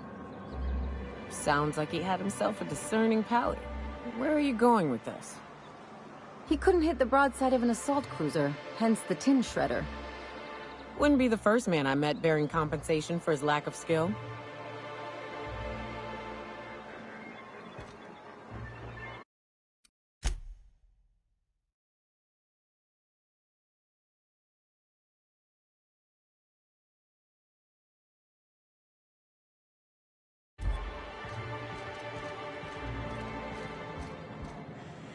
If the Iconoclasts reach that ship first, there won't be any chance for a peaceful monarch.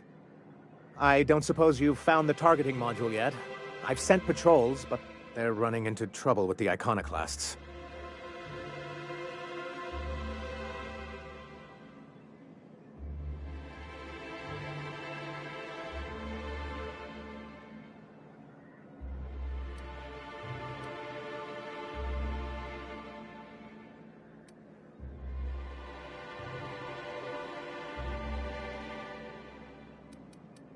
They're all mad. And what's more, they left us. I don't see any way for us to work together.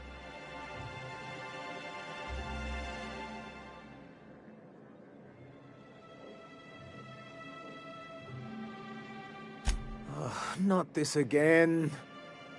Remember what we practiced, sir. Yes.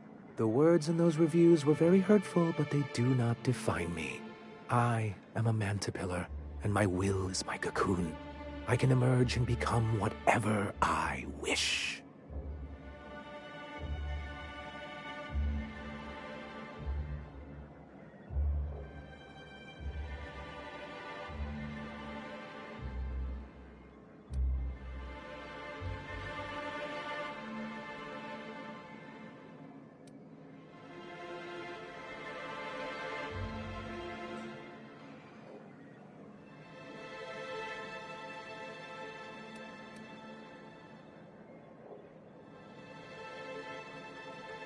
You too? She has a point, sir. And it's not all bad. Supposing you're right, who exactly would you have me work with? The Iconoclasts are not the most compromising sorts.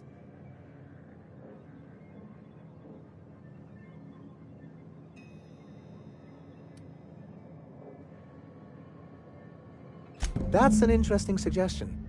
I confess I don't know much about her except that she worked for Rizzo. There ain't a body on this planet that can keep a group patched up like she has. I don't know how she does it. I'd be willing to consider it, but I need to see her review first. One can't be haphazard about these things. Besides, if you think her skills will complement mine, then we should see what those skills are. Excellent. Her review would be in the Rizzo offices in Cascadia. Bring it to me, and I'll see if she's qualified.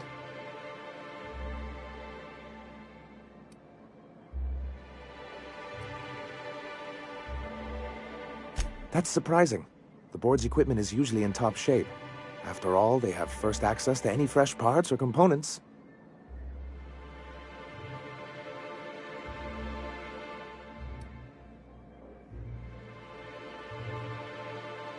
You think so? I always thought scarcities on Monarch were due to our pariah status.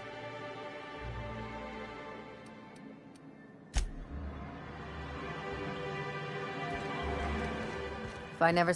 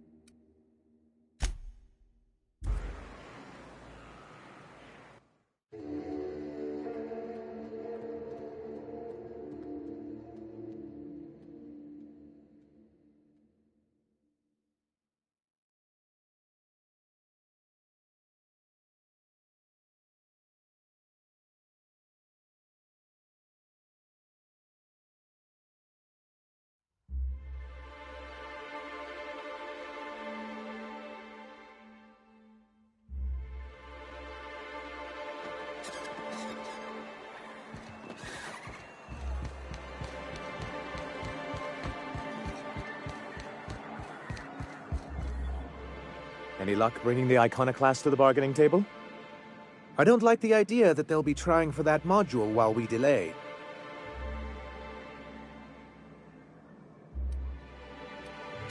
Very well. I can't promise anything, but let's see what we have here. Well, it seems like she's actually very qualified. If it weren't for her, I'd wager the Iconoclast would have died off a while ago. I wasn't expecting to say this, but if you can put her in charge and convince her to agree to a meeting, I'd be willing to discuss terms.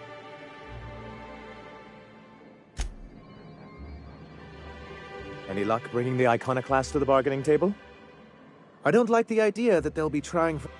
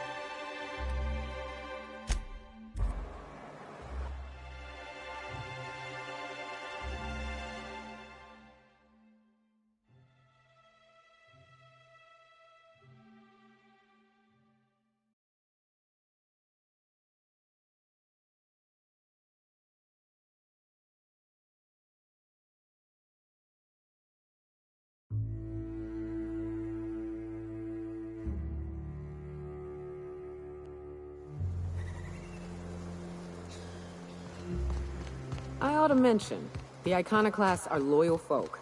Treat them right, they'll do the same. Turn on them, they'll open fire without a second thought. Something about this place makes me feel sane by comparison. Captain, we should chat. Graham's got the right idea, but he isn't the right guy to execute it. I don't even think he's motivated by philosophism anymore. I think he's just guilt-ridden. I can't believe I'm even saying this, but I keep going over and over it in my head, and the only way I see the Iconoclast surviving is we depose him.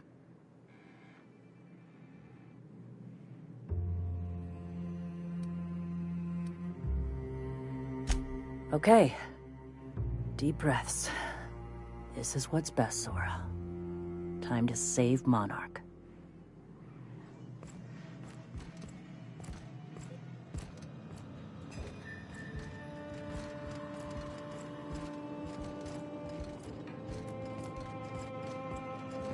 Captain, you must be back with the access codes to our new ship. Graham, we need to talk. We have work to do. This isn't the time for one of our spats.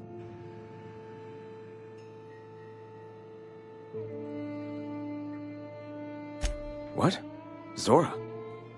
You're running the Iconoclast into the ground, and I don't believe it'll get better after we take Stellar Bay.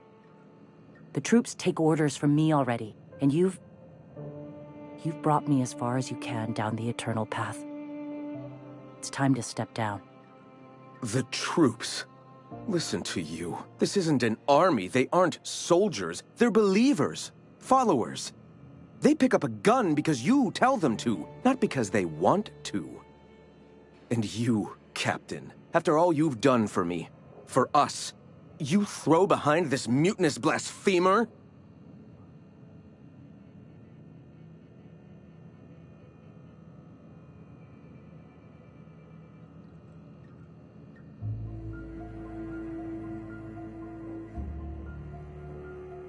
I built this movement from the ground up. I've brought freedom to Monarch, and all these years later, we're still free. I joined because I believed that you were in it for the Iconoclasts. That you wanted nothing more than to bring freedom to Halcyon. That you were selfless. But I know the truth now, Graham. I know what happened in Amber Heights. You didn't start this movement because you wanted to save us. You wanted to save yourself. No.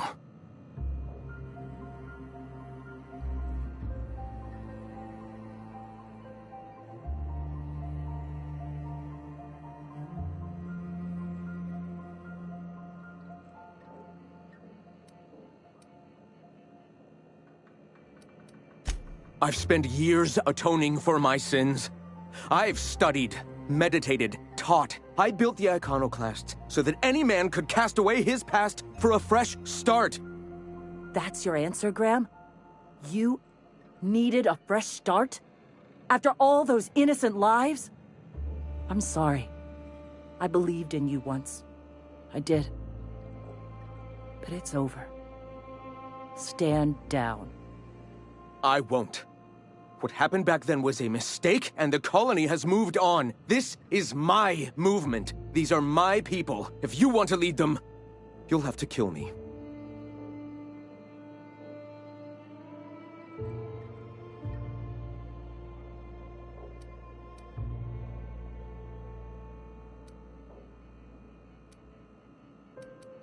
Please, don't make me do this, Graham. If this is where my path ends, I accept it. But as long as I draw breath, I will not abandon them. So be it. Returning fire!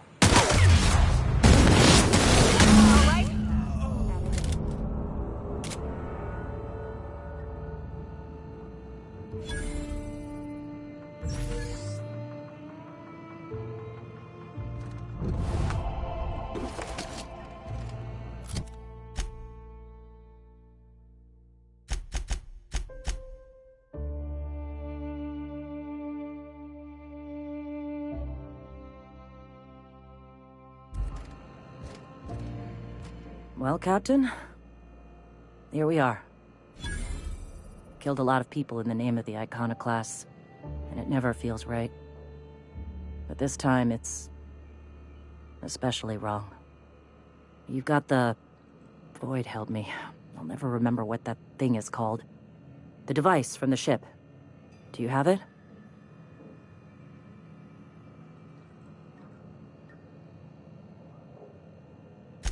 I've thought about it, but I think we're too far gone. Pulling Carlotta's support was crossing a line.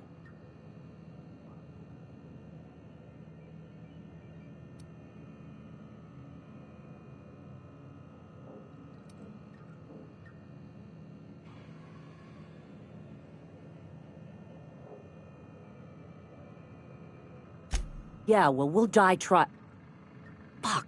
I sound like Graham. Throwing lives at a problem. We've lost a hell of a lot to this fight.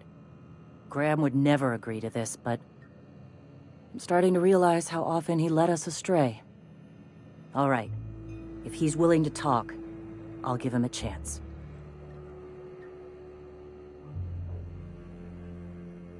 Well then. I've got to prepare a few just-in-case measures, but when you're ready, let's meet at the old OSI church outside Stellar Bay.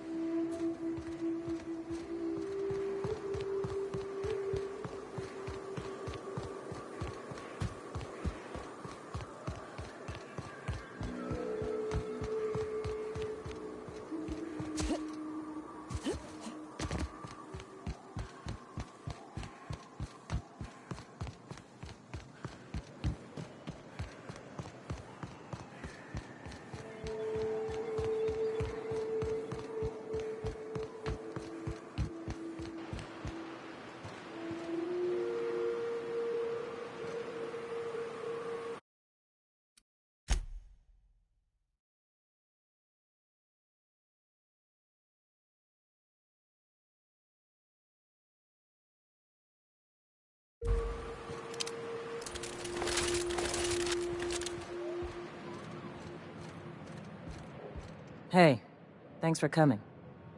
I wish I'd had more time to prepare a proper analysis on the costs and benefits of your proposed union, but I suppose we'll have to improvise.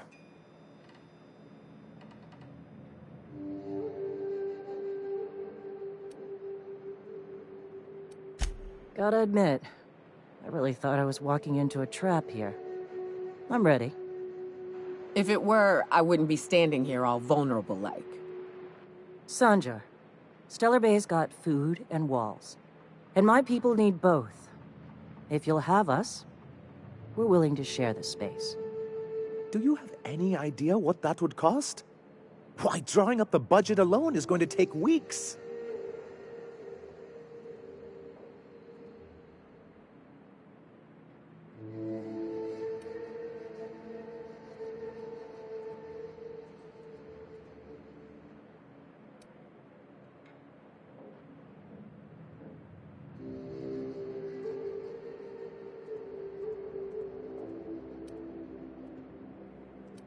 Though I admit I'd rather not. We've shed enough blood as it is. Is the only choice here between fighting and starving? We've got to be practical.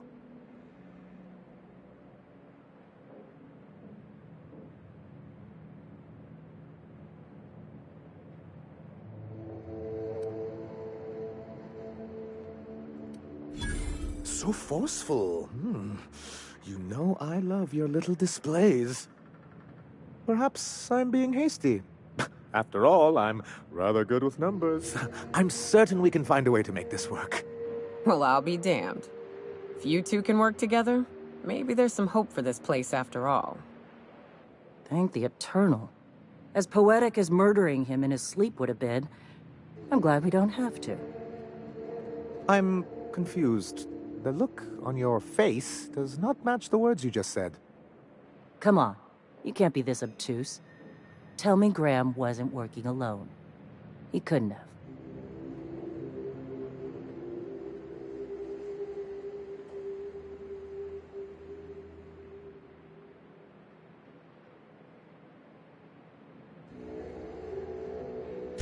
His friend? Are you fucking kidding me, Captain? I've been standing with Graham for the better part of a decade, while this paperclip cowboy sat behind his walls. This feels like one of those times when everyone at headquarters but me is laughing at something, but you two aren't laughing. Amber Heights, you haulhead. 10 years ago, Graham had all those people killed. What? That's not possible. Even for him, that's going too far.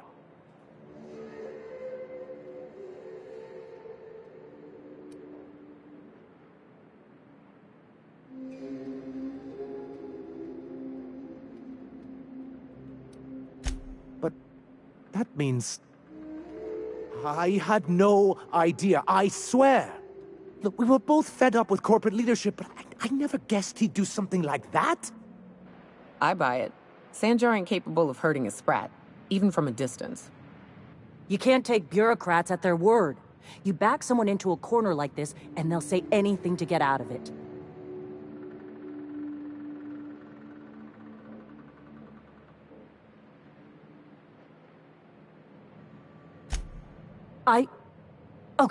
Okay.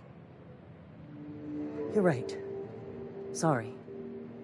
It'll take me a while to get over losing Graham.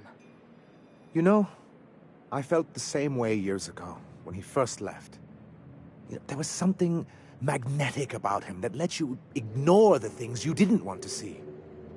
But surely you know what that's like. Yeah, I do. Okay, if you're willing to house and supply some of us, I'll have our more capable soldiers help out.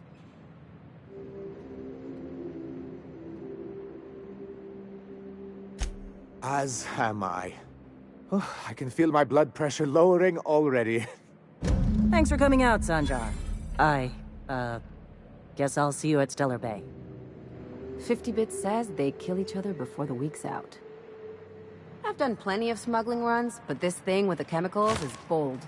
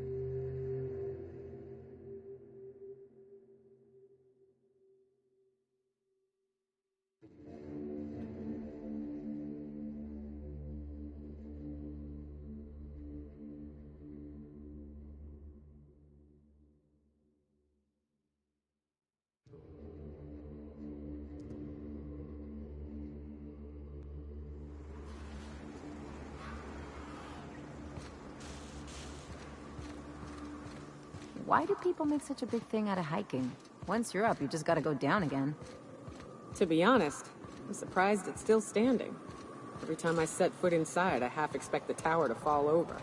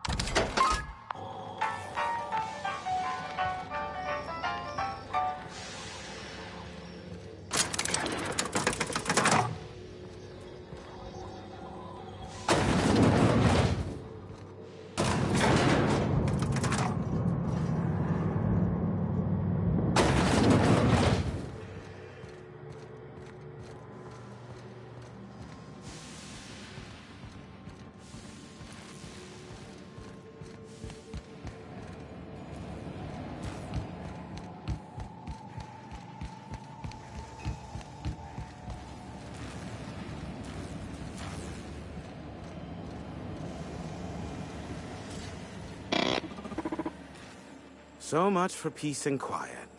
Would it kill the universe to cut me some slack?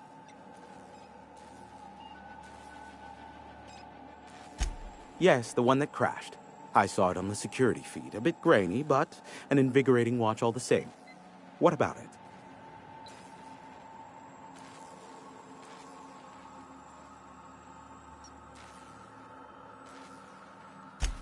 Is this bonding?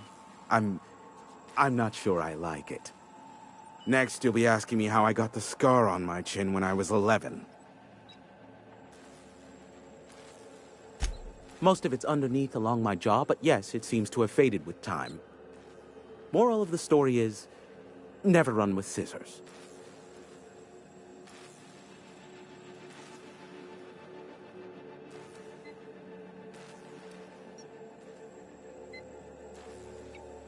Ha! Oh, that's a good one.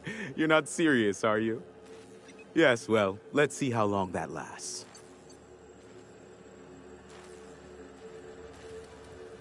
I'm getting a headache behind my leg.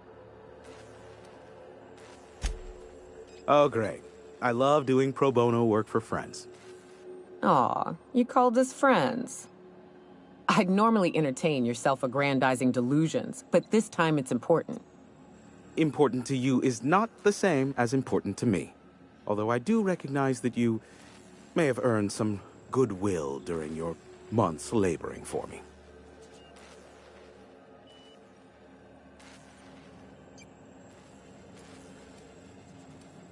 tug on my heartstrings, why don't you? Look, I'll do what I can, all right? Rebecca Hodges and Anders Wadsworth. They took a UDL contract back when Monarch went to shit, and I need to find them. I believe them to be on Terra 2. If UDL hired 2 hunters back then, it would have been for creature clearing purposes round one of their Spacer's Choice outposts. These are the coordinates for the outpost under the last UDL contract. Now scram. And, good luck.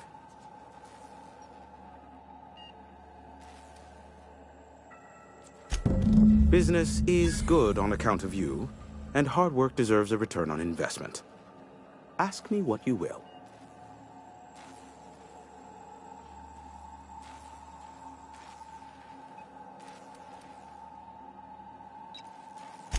What? No. Why would I go out of my way to intercept messages from Earth? There's no market for them. No buyer means it's not worth my time. Now, if you wanted me to intercept a certain one, that might be worth it for the right price.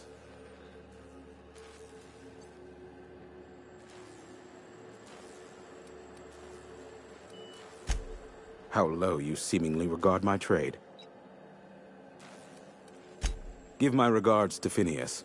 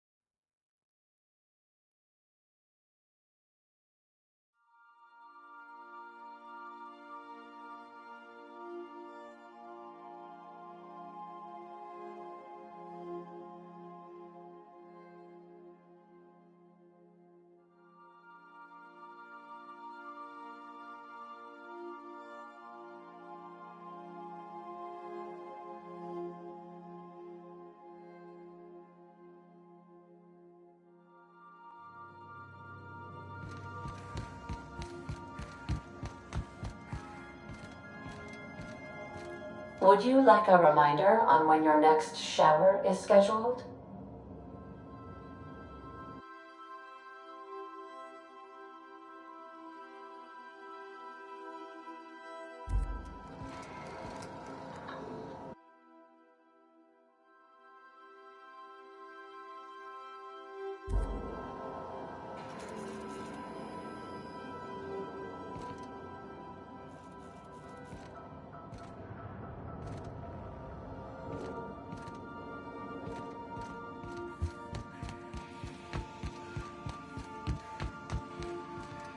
So then I told him, oh, ha ha ha, that tickles.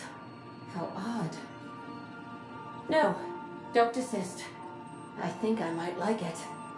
Further data collection is required for accurate assessment.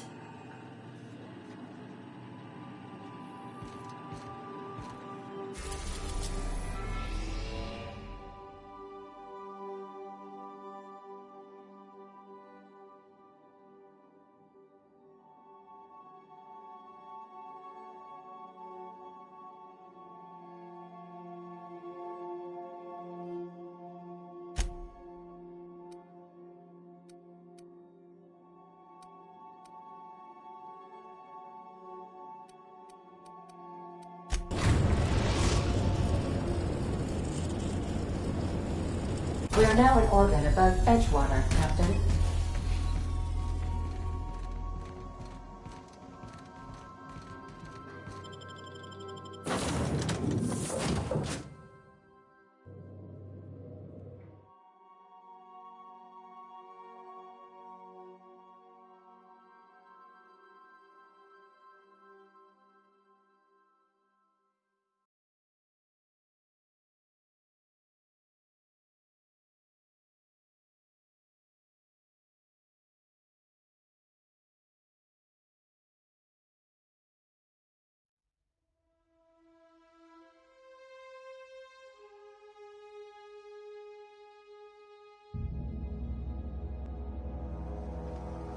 Don't know how you managed to get Zora and Sanjar in the same room.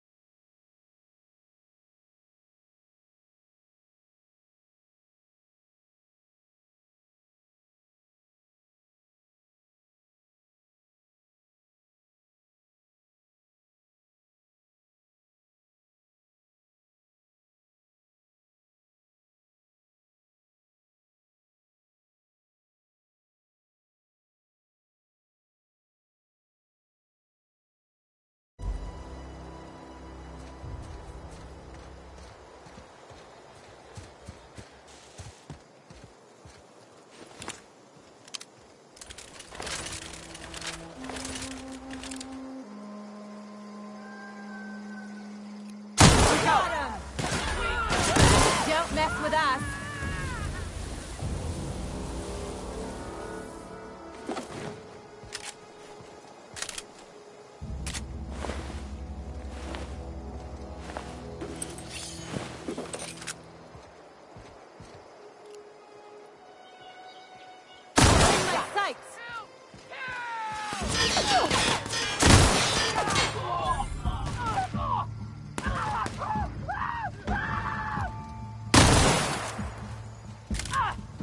That's the last of him.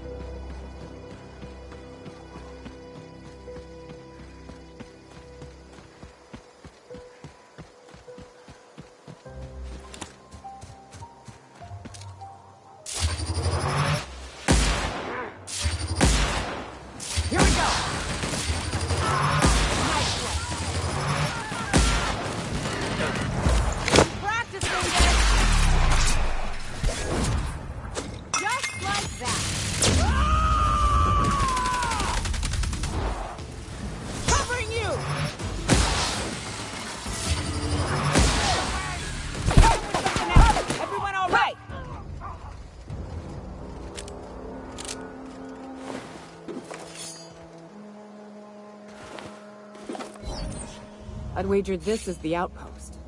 Rebecca! Anders! Come on out!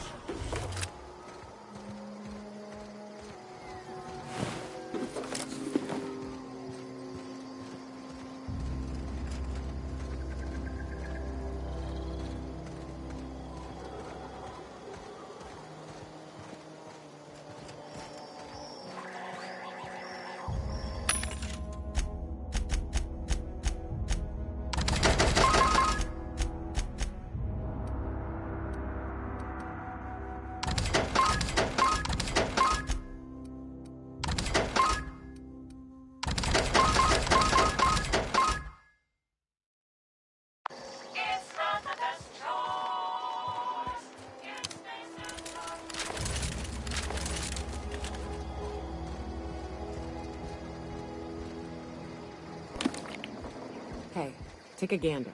The door's busted. Huh. Rebecca taught me this once. You can jerry-rig these old locks so as they don't open anymore. But we've only ever done that if we're in a real bind. Here, I'll fix it.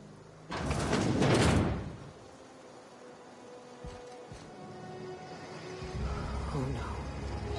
Oh no. What did you do? Uh-oh. This looks bad.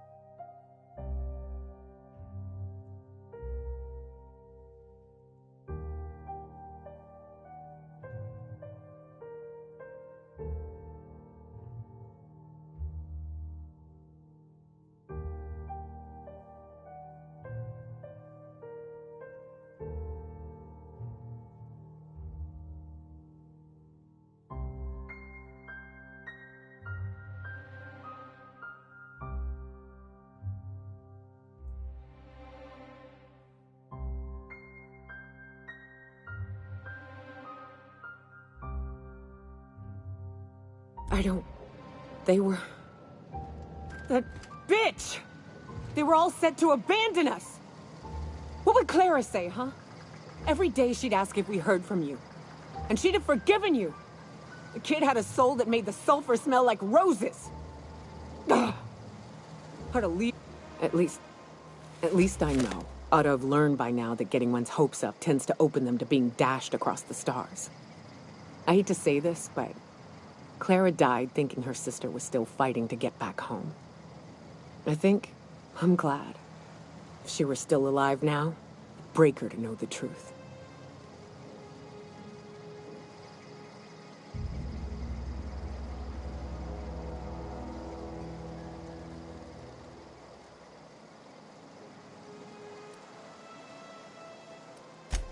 Yeah, maybe. I'm used to disappointment. She was still so naive as to let it hurt her every time it happened. Only thing left is to take these medallions home, which means figuring out how to bait the Mana-Queen out of our old base. The most pissed off I've ever seen a queen was when a foreign species was on her soil. I'd wager the stench of a primal might do the trick.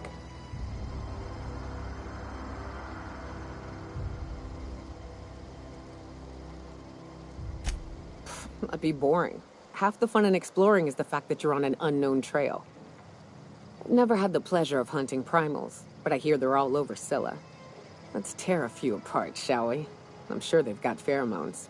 Everything does.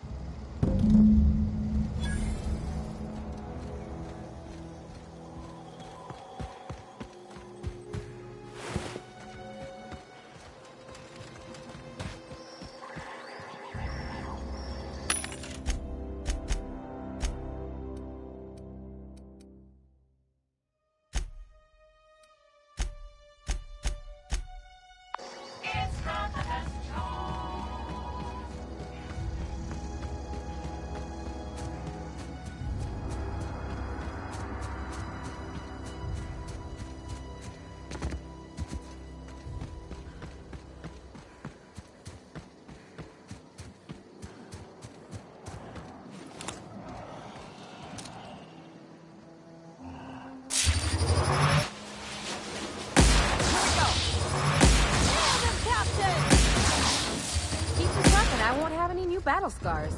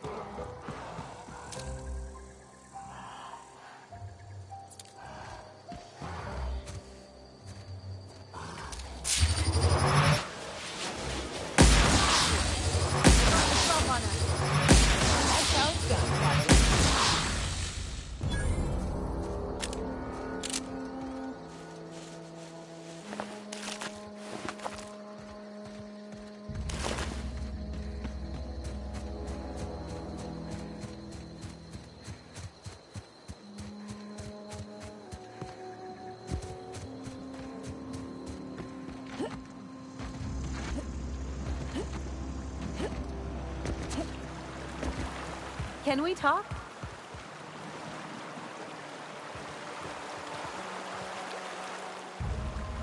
So, we're just gonna march straight into Byzantium and acquire some rare chemicals right under the board's nose? I sure hope you negotiated for a raise with this Phineas guy.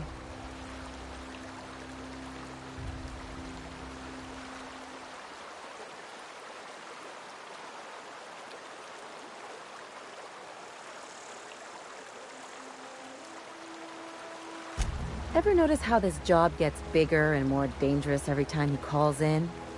He's asking a lot, Captain. Makes me wonder what your angle is.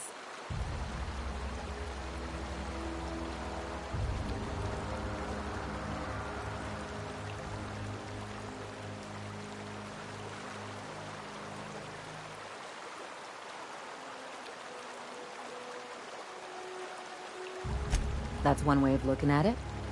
Another is that he pulled you out of hibernation without your say-so and got you to do his dirty work.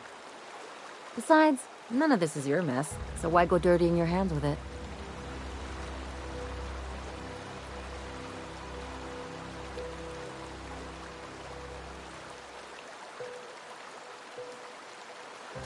Guess I hadn't looked at it that way. Still, Phineas isn't your only option. The board's put a bounty on his head, and they've got more than enough bits to pay it. I've got no love for the corporations, but they know how to take care of their people. The ones at the top, anyway.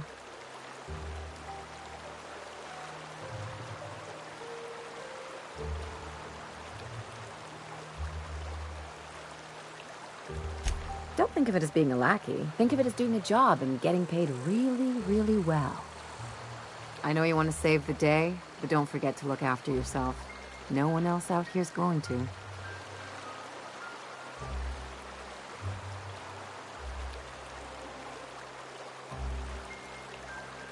Hey, don't get any ideas. I'm just making sure you last long enough to pay me at the end of this. Anything else?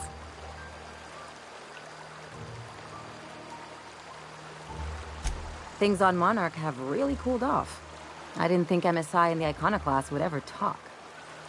Outside of shouting four-letter words, I mean.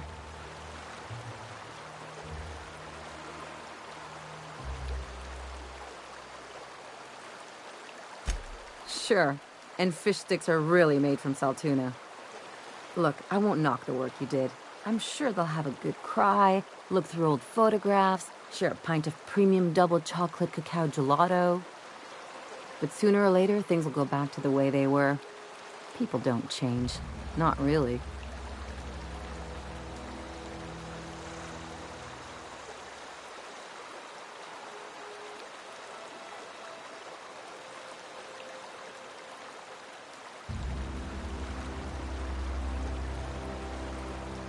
In my experience, it's spread real thin.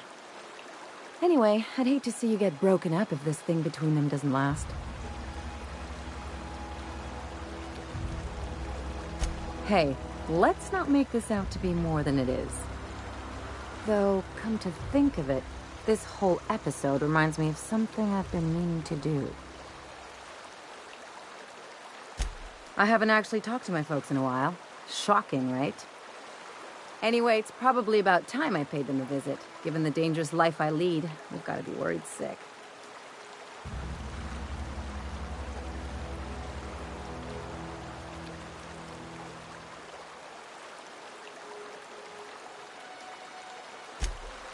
Whoa, let's calm down. I'm not asking for a favor or anything.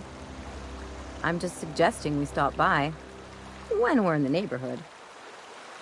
See, I'm originally from Byzantium, born and raised. I know that probably comes as a big surprise.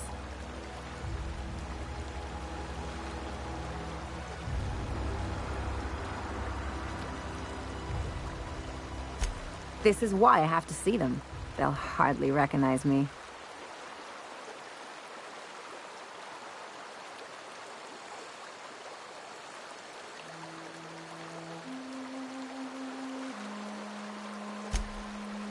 Oh, well, I was thinking you'd come too?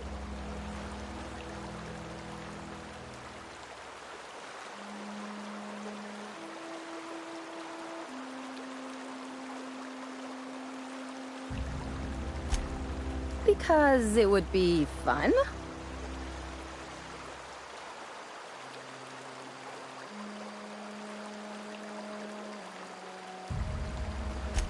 Great. And when we get there, draw out your rough edges a bit. If you've got an outfit you haven't washed in a while, maybe one with some blood stains, wear that one.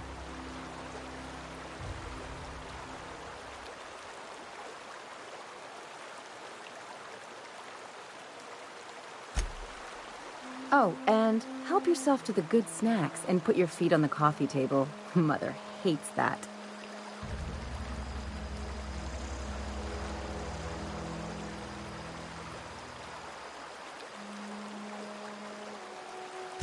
That's the idea. Anything else?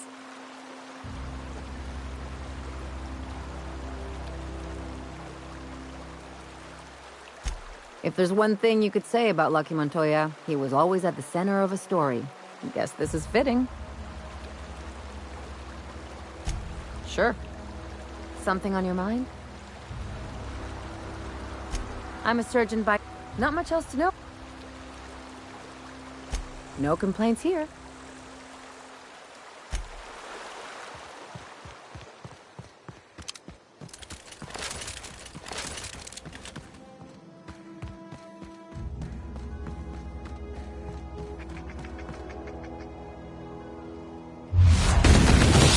Let me go!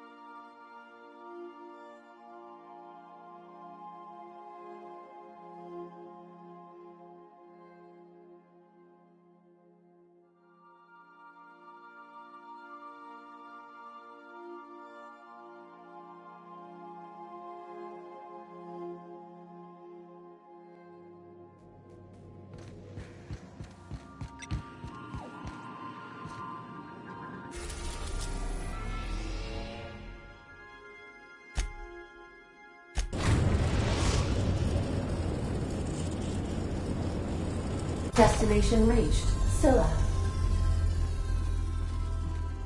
Hey, you got a minute? Hey, boss. Got a hypothetical for you? You got a friend, see? Somebody you knew when you were growing up. You were close. Then, one day, they up and vanished. 5 years go by, they send you a message out of the aether. What's going through your head?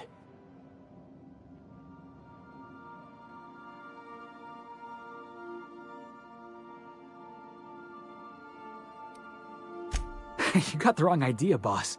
It ain't like that. Guy by the name of Clyde Harlow. He was an old friend of mine. Honestly, he was probably my first and longest friend. I just heard from him. Says he wants to talk to me. Says it's urgent.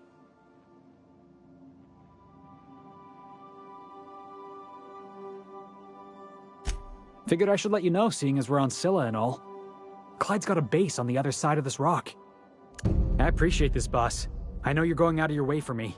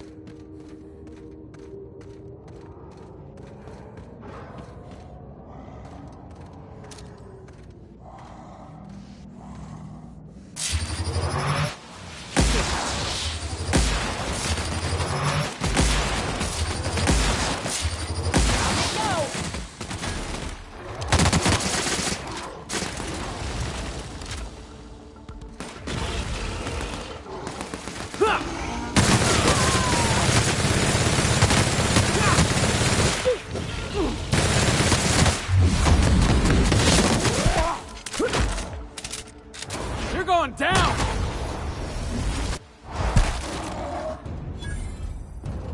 Boss, did you see that?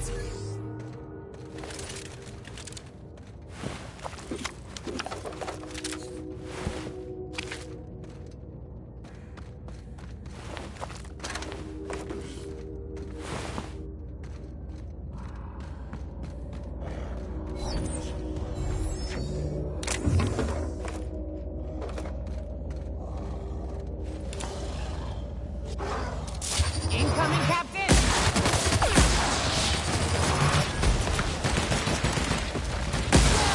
That's what you get!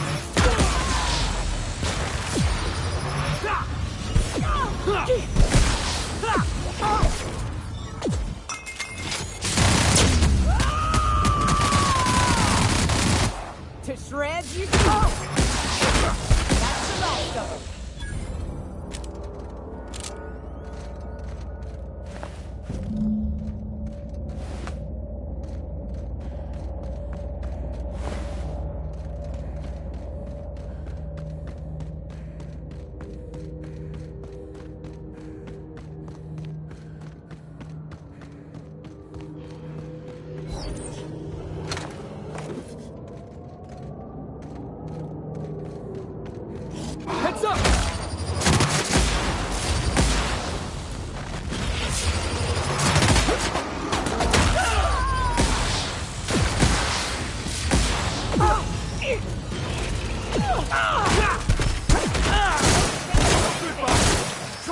nothing!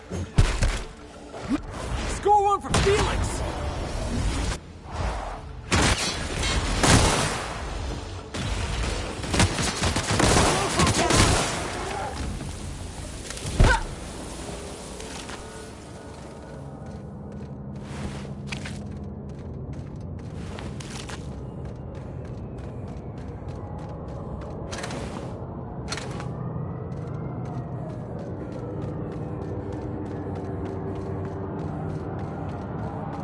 I recognize this. Dead set on screwing this place up, too. Wonder what it'd take to knock this over.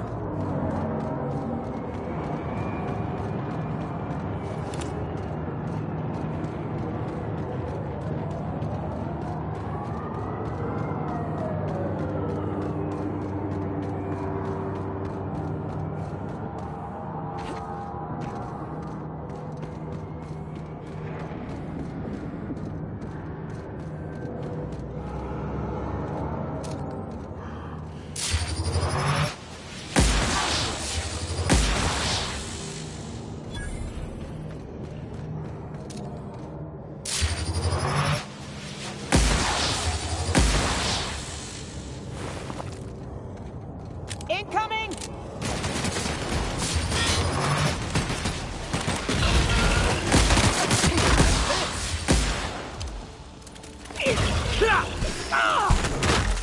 What's this?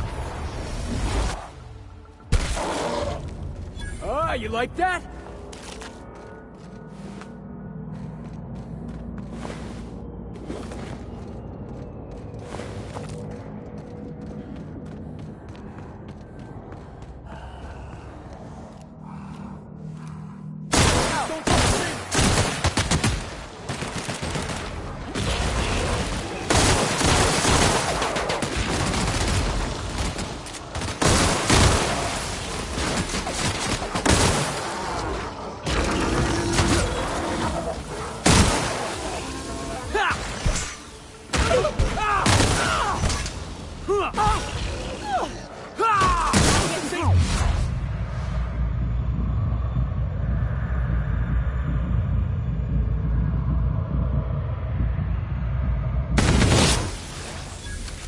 Still got it!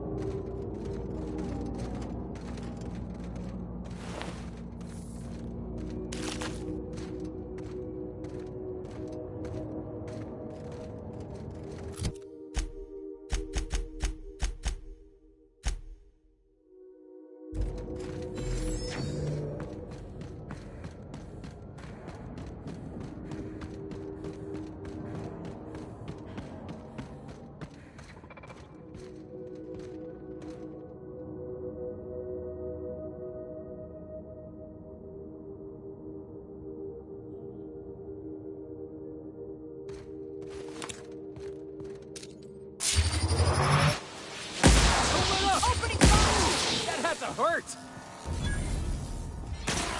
Crossball kick!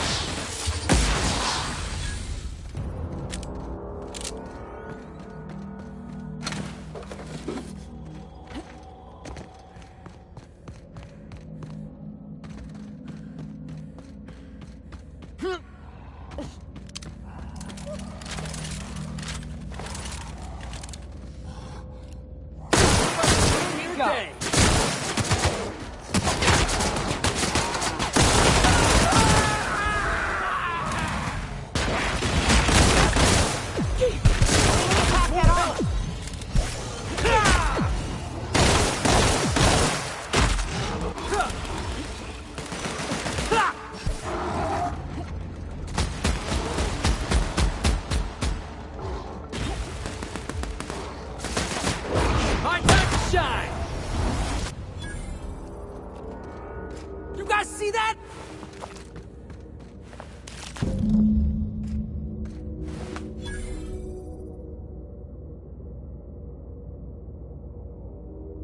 That queen ain't gonna go down easy. I can't wait. What's up?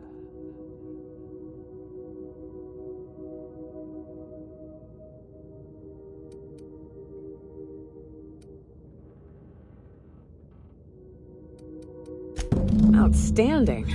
These ought to be enough. Let's get back to Monarch. There's an old base I used to call home. I can get us in the door, but we'll have to shoot our way through the Queen's brood to get to the center. We'll set the bait there. Password to the door is Charon.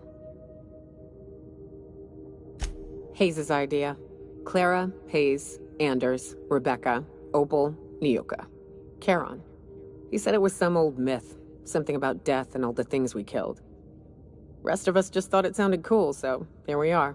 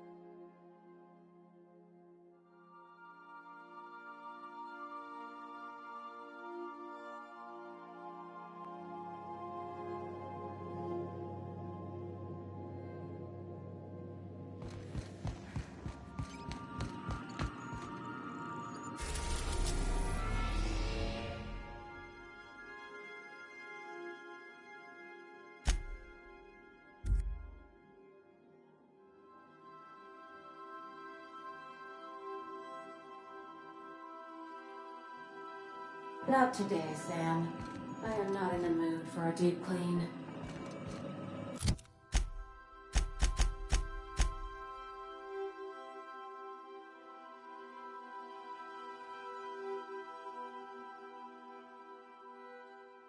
Oh, all right.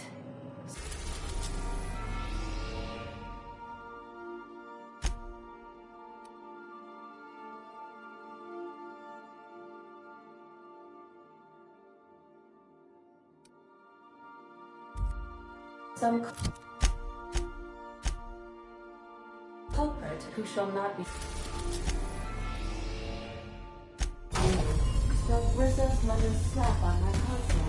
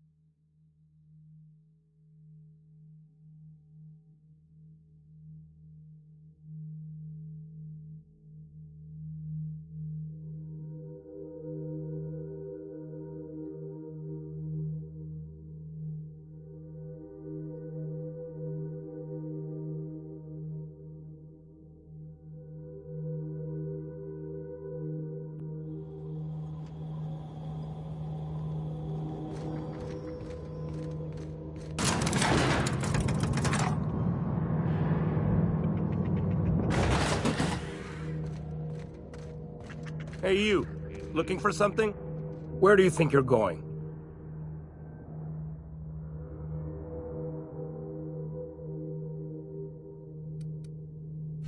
Hey, nice form. Good delivery, too. You looking to join Captain Harlow's crew, huh? All right, go on through. Got my sights on you.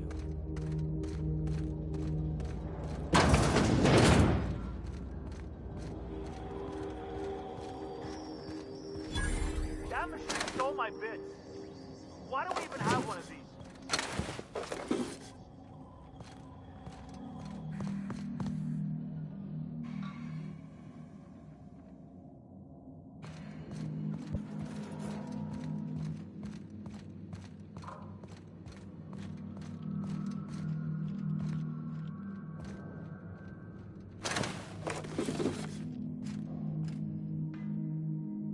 Well, hey there, Hullhead.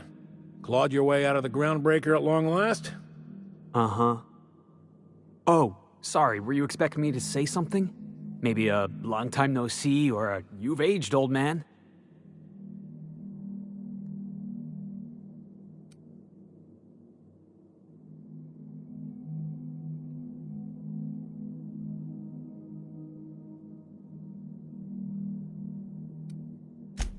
So, you took Felix under your wing. Kept him busy. Good. Kid always needed a place to belong. He's been watching out for us just as much as we've been watching out for him. Felix is family, mister. Hear that, Clyde? I've been making something out of myself. So long as you haven't been making a fool of yourself. I'm sure Felix has no end of stories to tell of your exploits together. I look forward to catching up with the boy.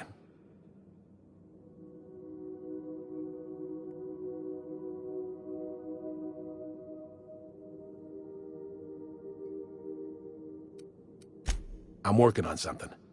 Something big. Something the likes of which Halcyon has never seen. And I want Felix to be a part of my initiative. I'm fulfilling a promise I made to the boy, that one day, he and I would change the colony together. That day has finally arrived. Easy there, Clyde. No one said nothing about throwing in with you. In case you didn't notice, I'm pretty happy where I am. I'm not asking you to walk away from your captain, Felix. But neither should you allow yourself to be controlled by fear. Change is not to be feared. I brought you here because I want to know where Felix's loyalties lie. When the day of our revolution comes, I want to know that I can rely on him.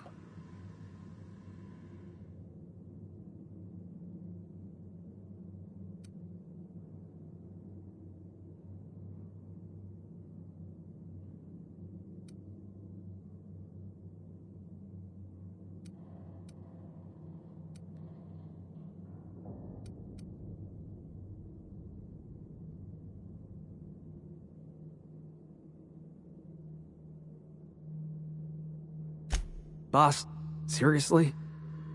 Well then, if Felix proves himself to me, I should be more than happy to take him off your hands. I want you to deal with a traitor for me. Name's Trask. Kill him. and bring me proof of his death. His ring should do nicely.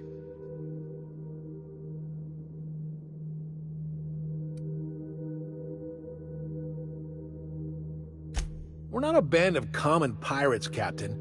We are revolutionaries. I expect a certain degree of intestinal fortitude from my soldiers. Trask was a coward.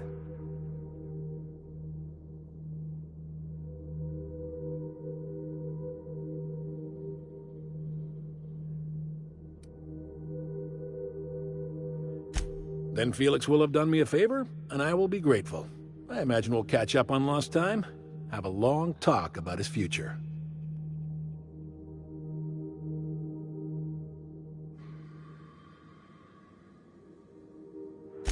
I don't contest your claim to Felix's services, but he is his own man, and we are all of us responsible for our own destinies.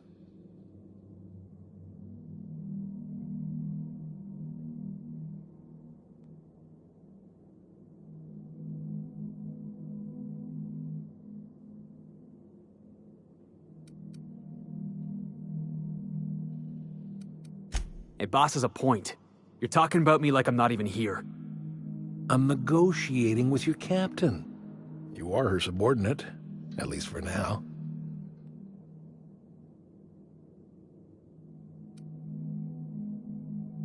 We're not a band of common pirates. Ratted us out to the board. He's been an informant. Has been for years. When he realized I was onto him, he and his little cadre mutinied. Killed 5 of my own and tucked tail. I don't know where he's hiding, but his wife might. Rosanna. Lives on the Groundbreaker, last I checked. Rosanna knows my crew by name and face, but you're a stranger to her. She'll talk to you.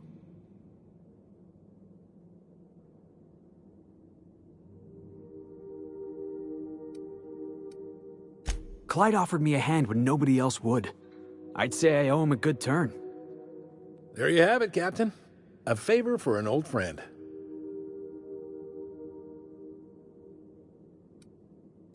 You think so? Maybe we should have a word with Trask. Get his side of the story first. You'd be wasting your breath bandying words with that traitor. But if it makes you feel better, by all means. Remember, I want proof. Bring me his ring. I don't care if the hand's still attached. Here, my token. Think of this as my personal signature. Anyone who knows me by my works will know me by this token.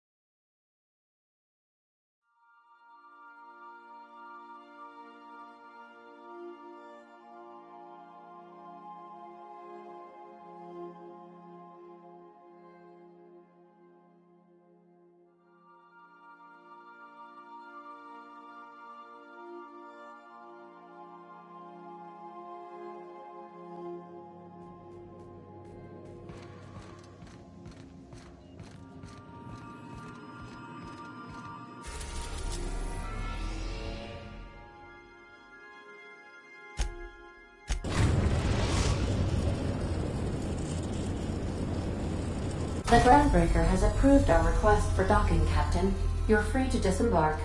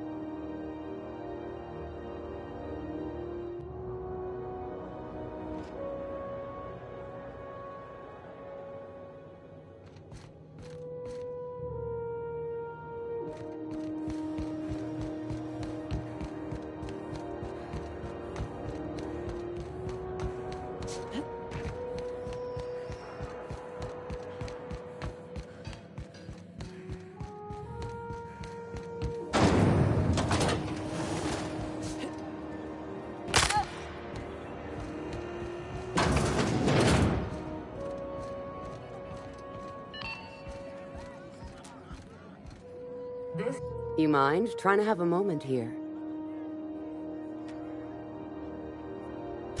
Rufus and I are no longer on speaking terms. I don't know where he is, and if I did, I wouldn't tell you.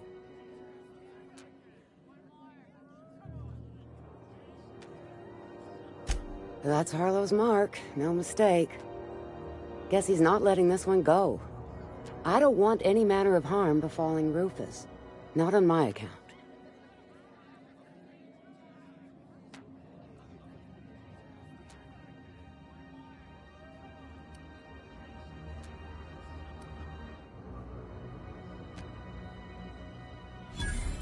Hey, easy. I'm just trying to go about my day. Don't need some hired thug glaring me down. Rufus and his band of merry gun hands are hiding out in Emerald Vale. I swear, that's all I know.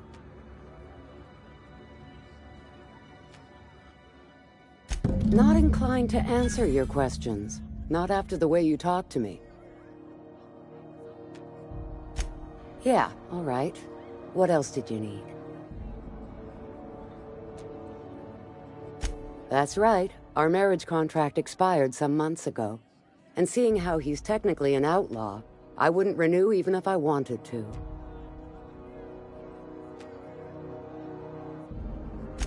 Precious little. He and Rufus worked together on the Groundbreaker some years back before he vanished. A few years later, Rufus gets a message from an old friend. Something about starting a revolution, something about getting rich. Abandoned his work and ran off that very day.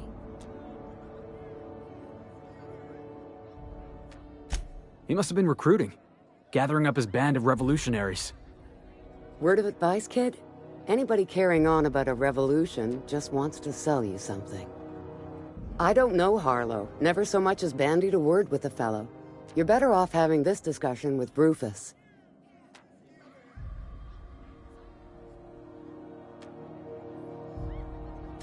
Only that Rufus is in a bad way. He came to see me a little ways back. Said he had to go into hiding. Never asked why. He was here to collect his personals, complain about Harlow to me, and say goodbye. In that order.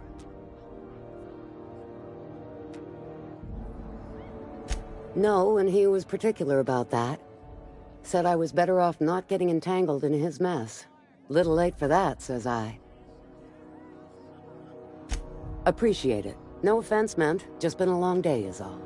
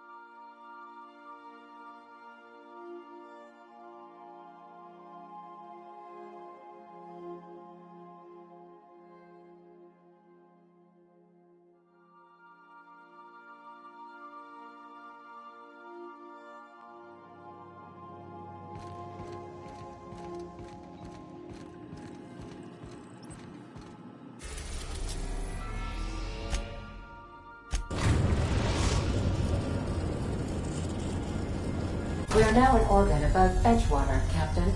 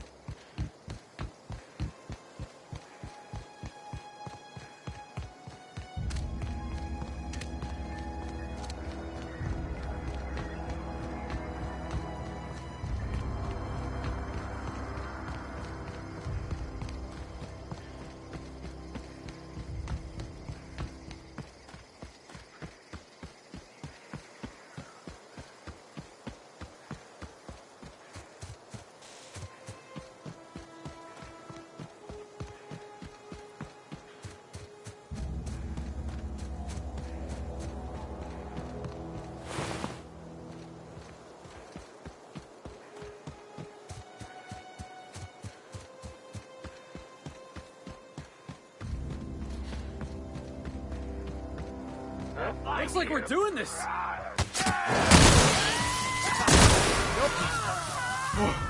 That's the last of him!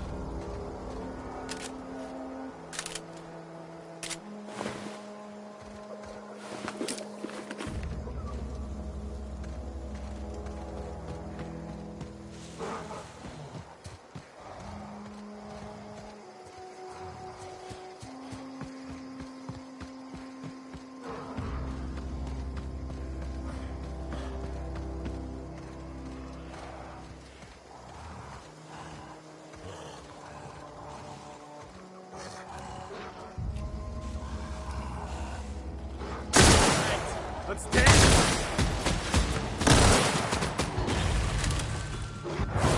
Here I come!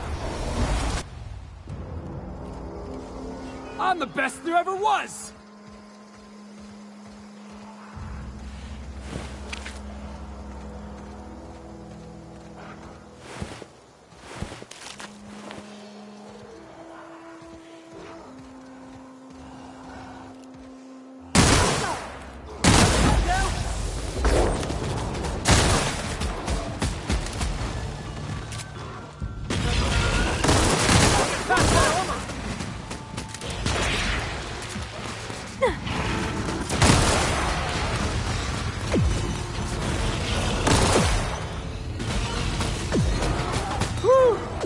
We all in one piece?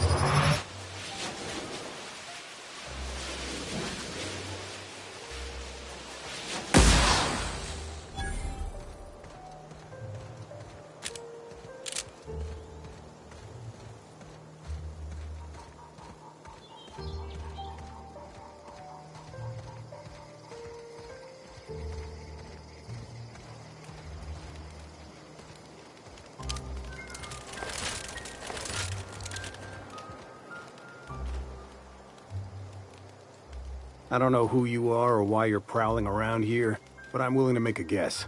You're one of Harlow's gun hands, ain't you? He sent you after me. Yeah, of course he did. Thing is, you and I are at an impasse. Harlow wants me dead, and I've got no intention of dying.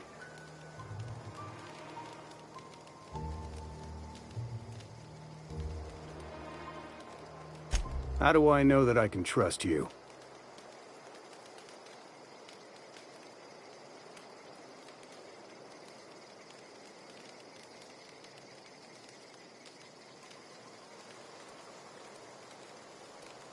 Yeah, guess that's a fair point. Listen, I don't know what lies Harlow's dripped down your ear, but you'd be a fool to trust him. I never betrayed Harlow. Harlow betrayed all of us. The board's got him in their pocket, been paying him off for years. All that palaver about revolutions? It's a lie. You're a real piece of work, Trask. Not just a turncoat, but a liar, too. Go piss up a rope, kid. I've got nothing to prove to you. That's the whole truth. Harlow's just another board asset. A two-bit mercenary wearing a dissident's clothes.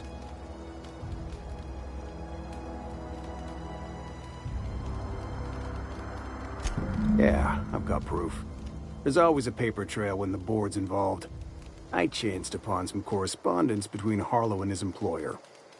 I don't know that it makes a difference. What was I to do with that evidence? Bring it in front of the board? There's no authority in Halcyon willing to take Harlow to task.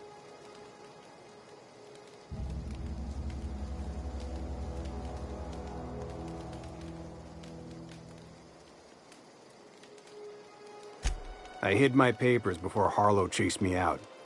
Back in the middle of the base, there's an old vent in a utility corridor. I stashed my evidence in that vent.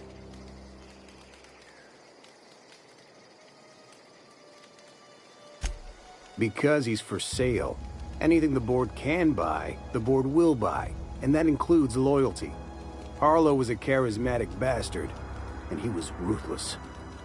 With Harlow in their pocket, the board had an informant, a pirate, a smuggler, and a gang leader all rolled up into one odious excuse for a human being. Sounds like a deal to me.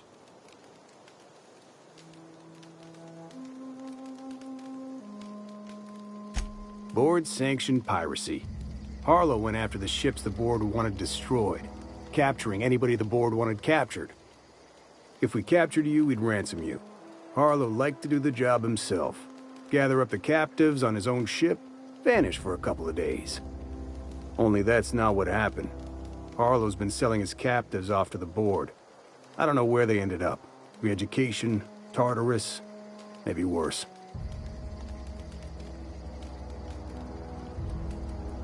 Take it you've made up your mind.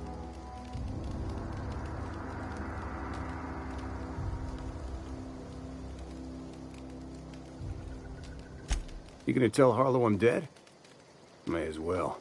I'm never going back to that life again. Here, take the ring. And for what it's worth, my gratitude.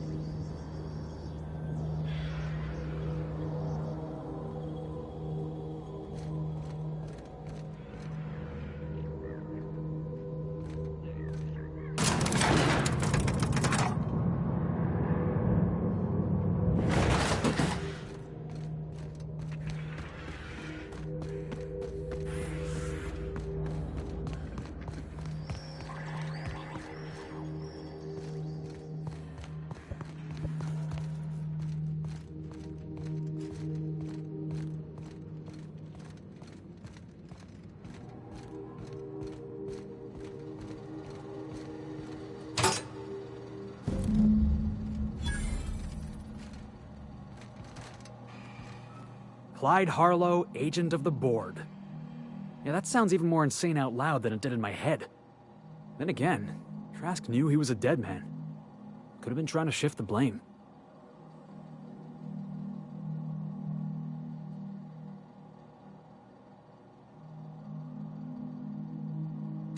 I've been trying to tell myself Clyde's got some sensible explanation for all this, but I just don't know. None of this is making a lick of sense to me right now. I think we need to have a word with Clyde.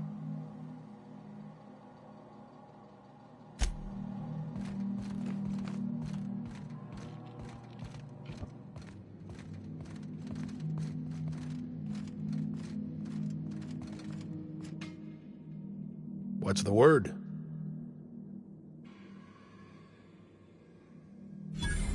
So it is. Thus ends Rufus Trask.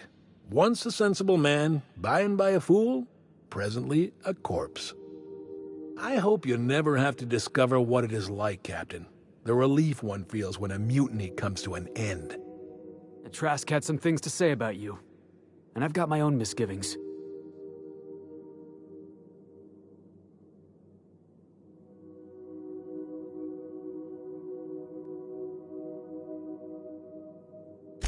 That's a damning accusation.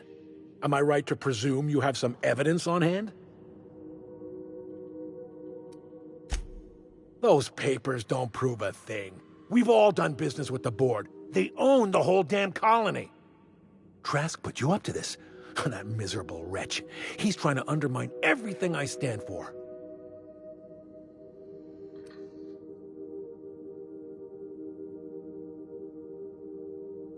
You've got a lot of nerve calling me a liar to my face.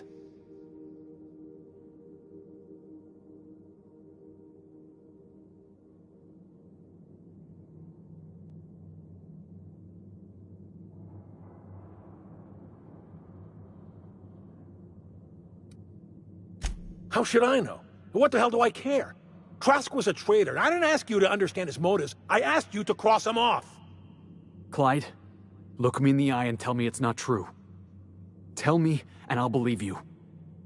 Don't talk to me like I'm some common criminal, Felix. You're the one on trial, not me. I don't know what kind of poison that snake dripped in your ear, but as far as I'm concerned, you've been compromised. Jackass is incoming! Doing it! Heads up, jackass!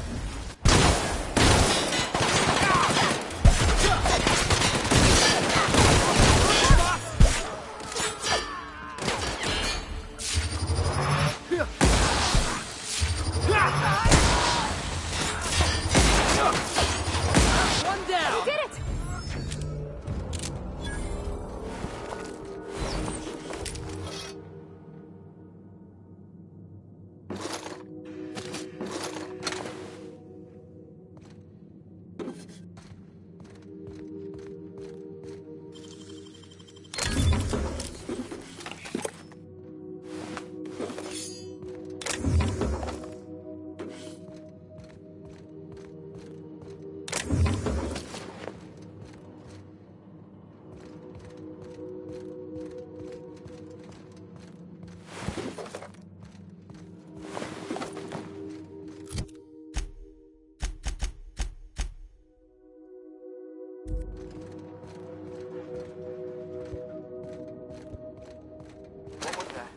Heads up, boss!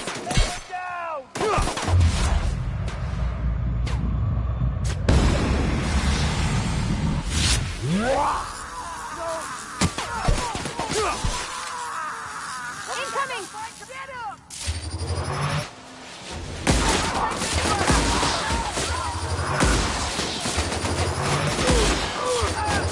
Nobody messes with you, boss.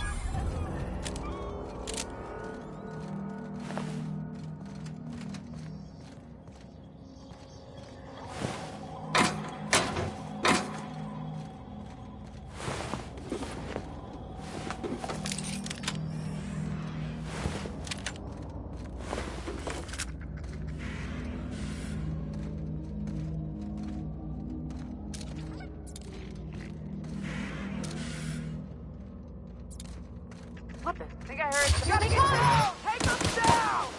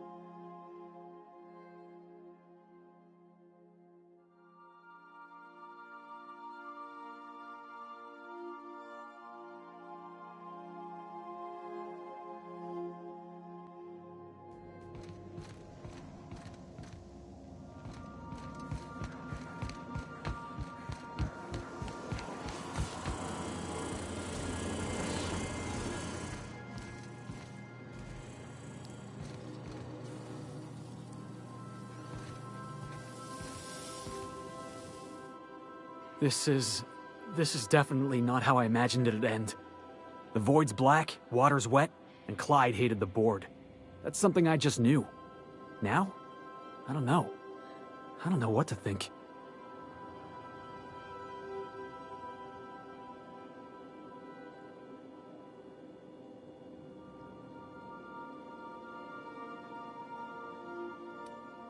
No. I guess you really don't. I've just got a lot on my mind right now. This is a lot to take in. I always looked up to Clyde. The thought that he could be an agent of the board is just abhorrent to me.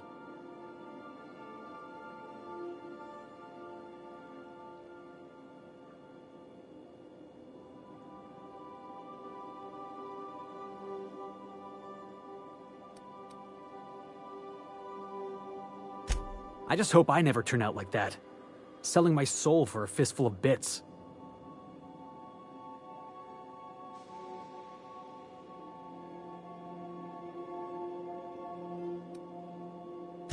Thanks for the vote of confidence, boss. You've given me a lot to think about. I'm gonna be mulling over this whole mess for a couple of days. Part of me wishes we'd put Trask in the ground. You know, I think that's just my frustration talking. Thanks for your time, boss.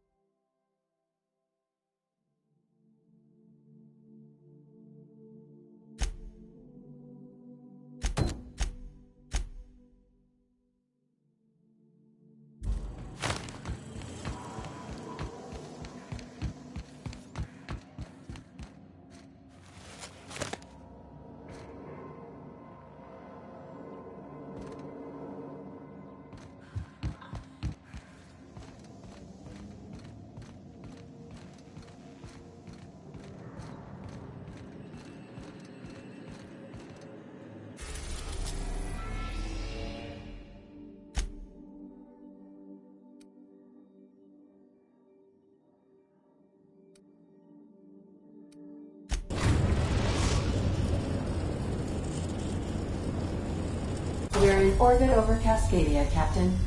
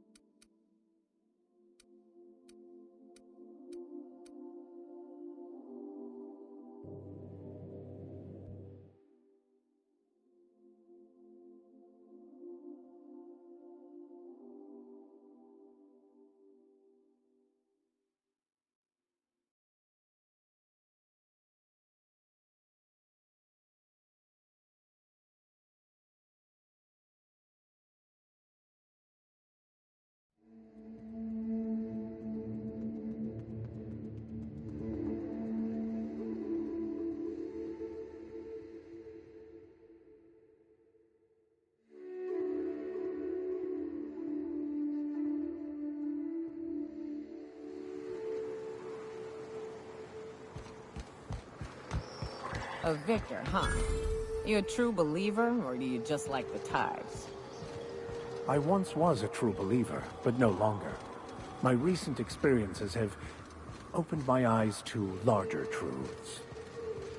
I met another believer once. Pushy type. He thought he'd been left behind for a reason. Thought he'd find some kind of cosmic truth in the wilderness. Got himself infected by a mantis and drowned in a sulfur pool. Some truth. I much prefer the path I took to finding cosmic truth.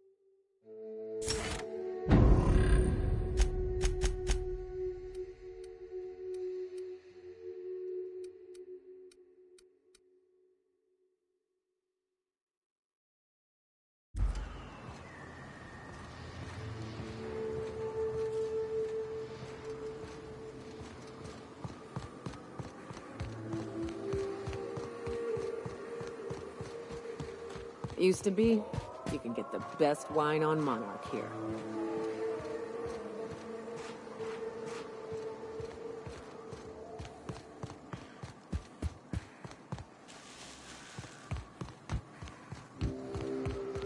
This should be fun, and dangerous.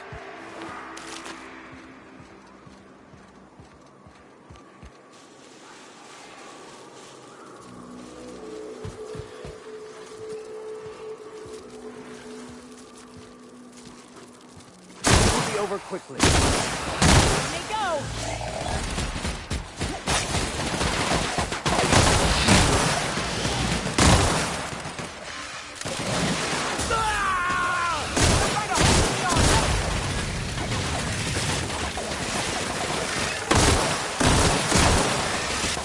Here's a little trick I learned in prison.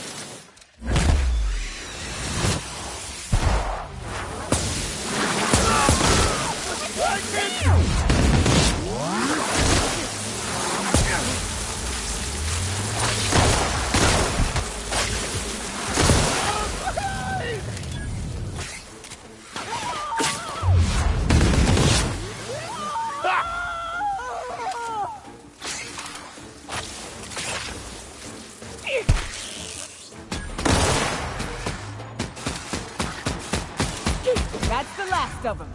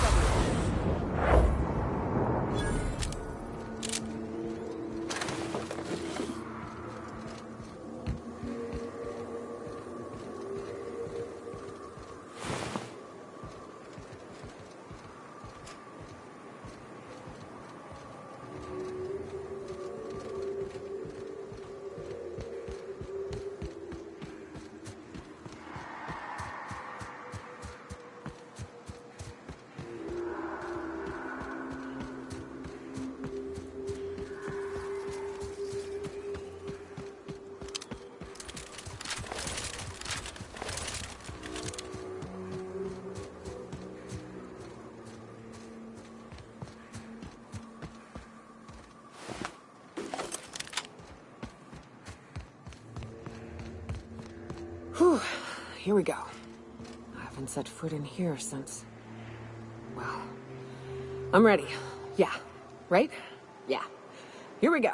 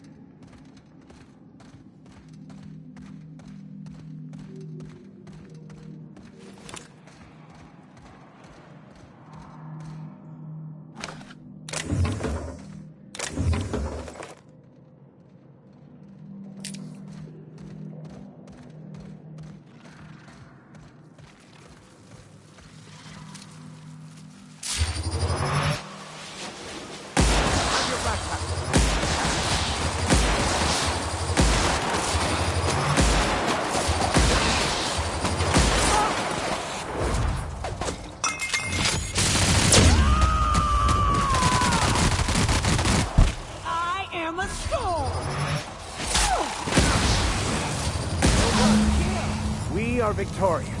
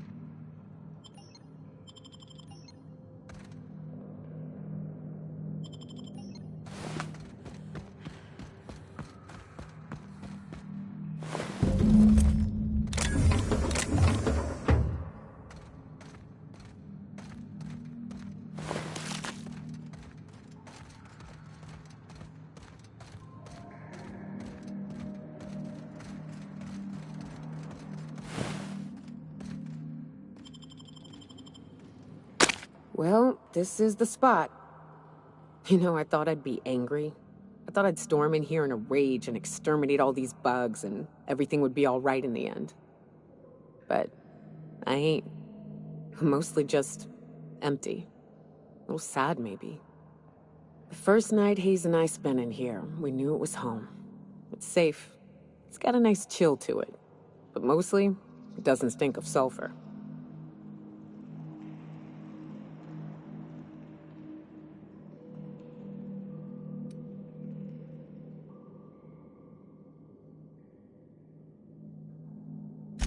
Monarch folks often joke about it. Not because of the smell or the grittiness it leaves in your throat. Not because of the headaches or the coughing.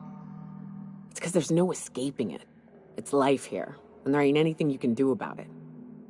But here, somehow the sulfur never made it. The nights we spent in here felt like vacations. So we started building.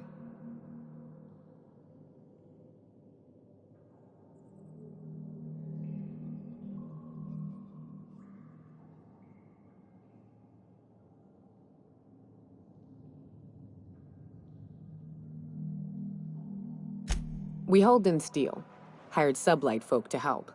That's how we met Anders and Opal. They stuck around after our contract was up. Opal liked camping. Anders liked chasing her tail. 4 of us for a while, scraping together what bits we could to build our home.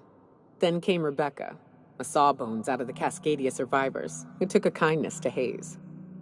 And Clara, her little sister. I'll admit I wasn't keen on taking her on at first, but for a teenager, she was surprisingly capable.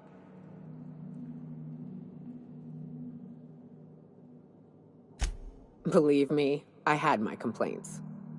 She had a head for numbers, helped us trade hides for food and materials, negotiated contracts.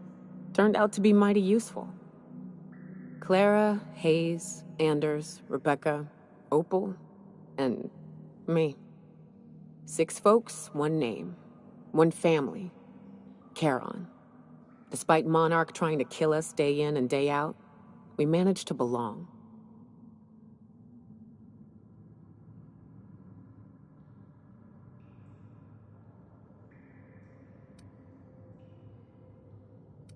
Incoming!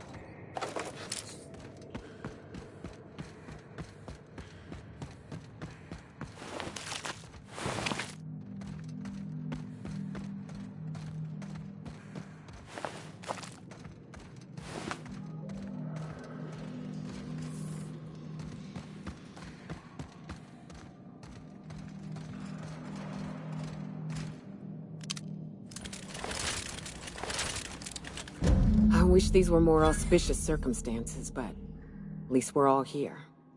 This bringing them together, burying them. This is the kind of thing Hayes would have done. That makes it stupid. By all accounts, we should have left well enough alone, but that also makes it right. Captain, thank you.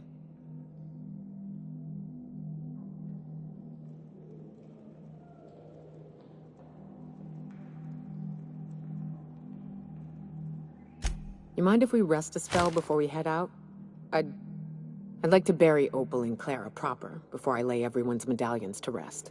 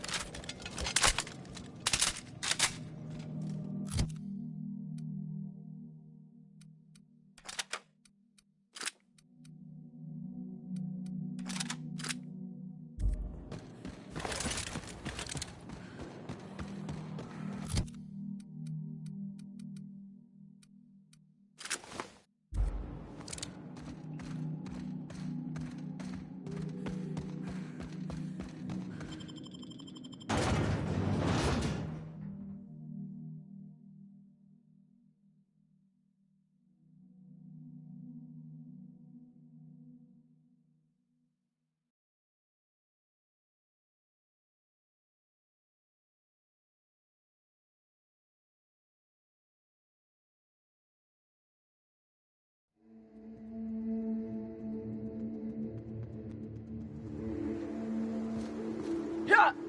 Ha! Ha!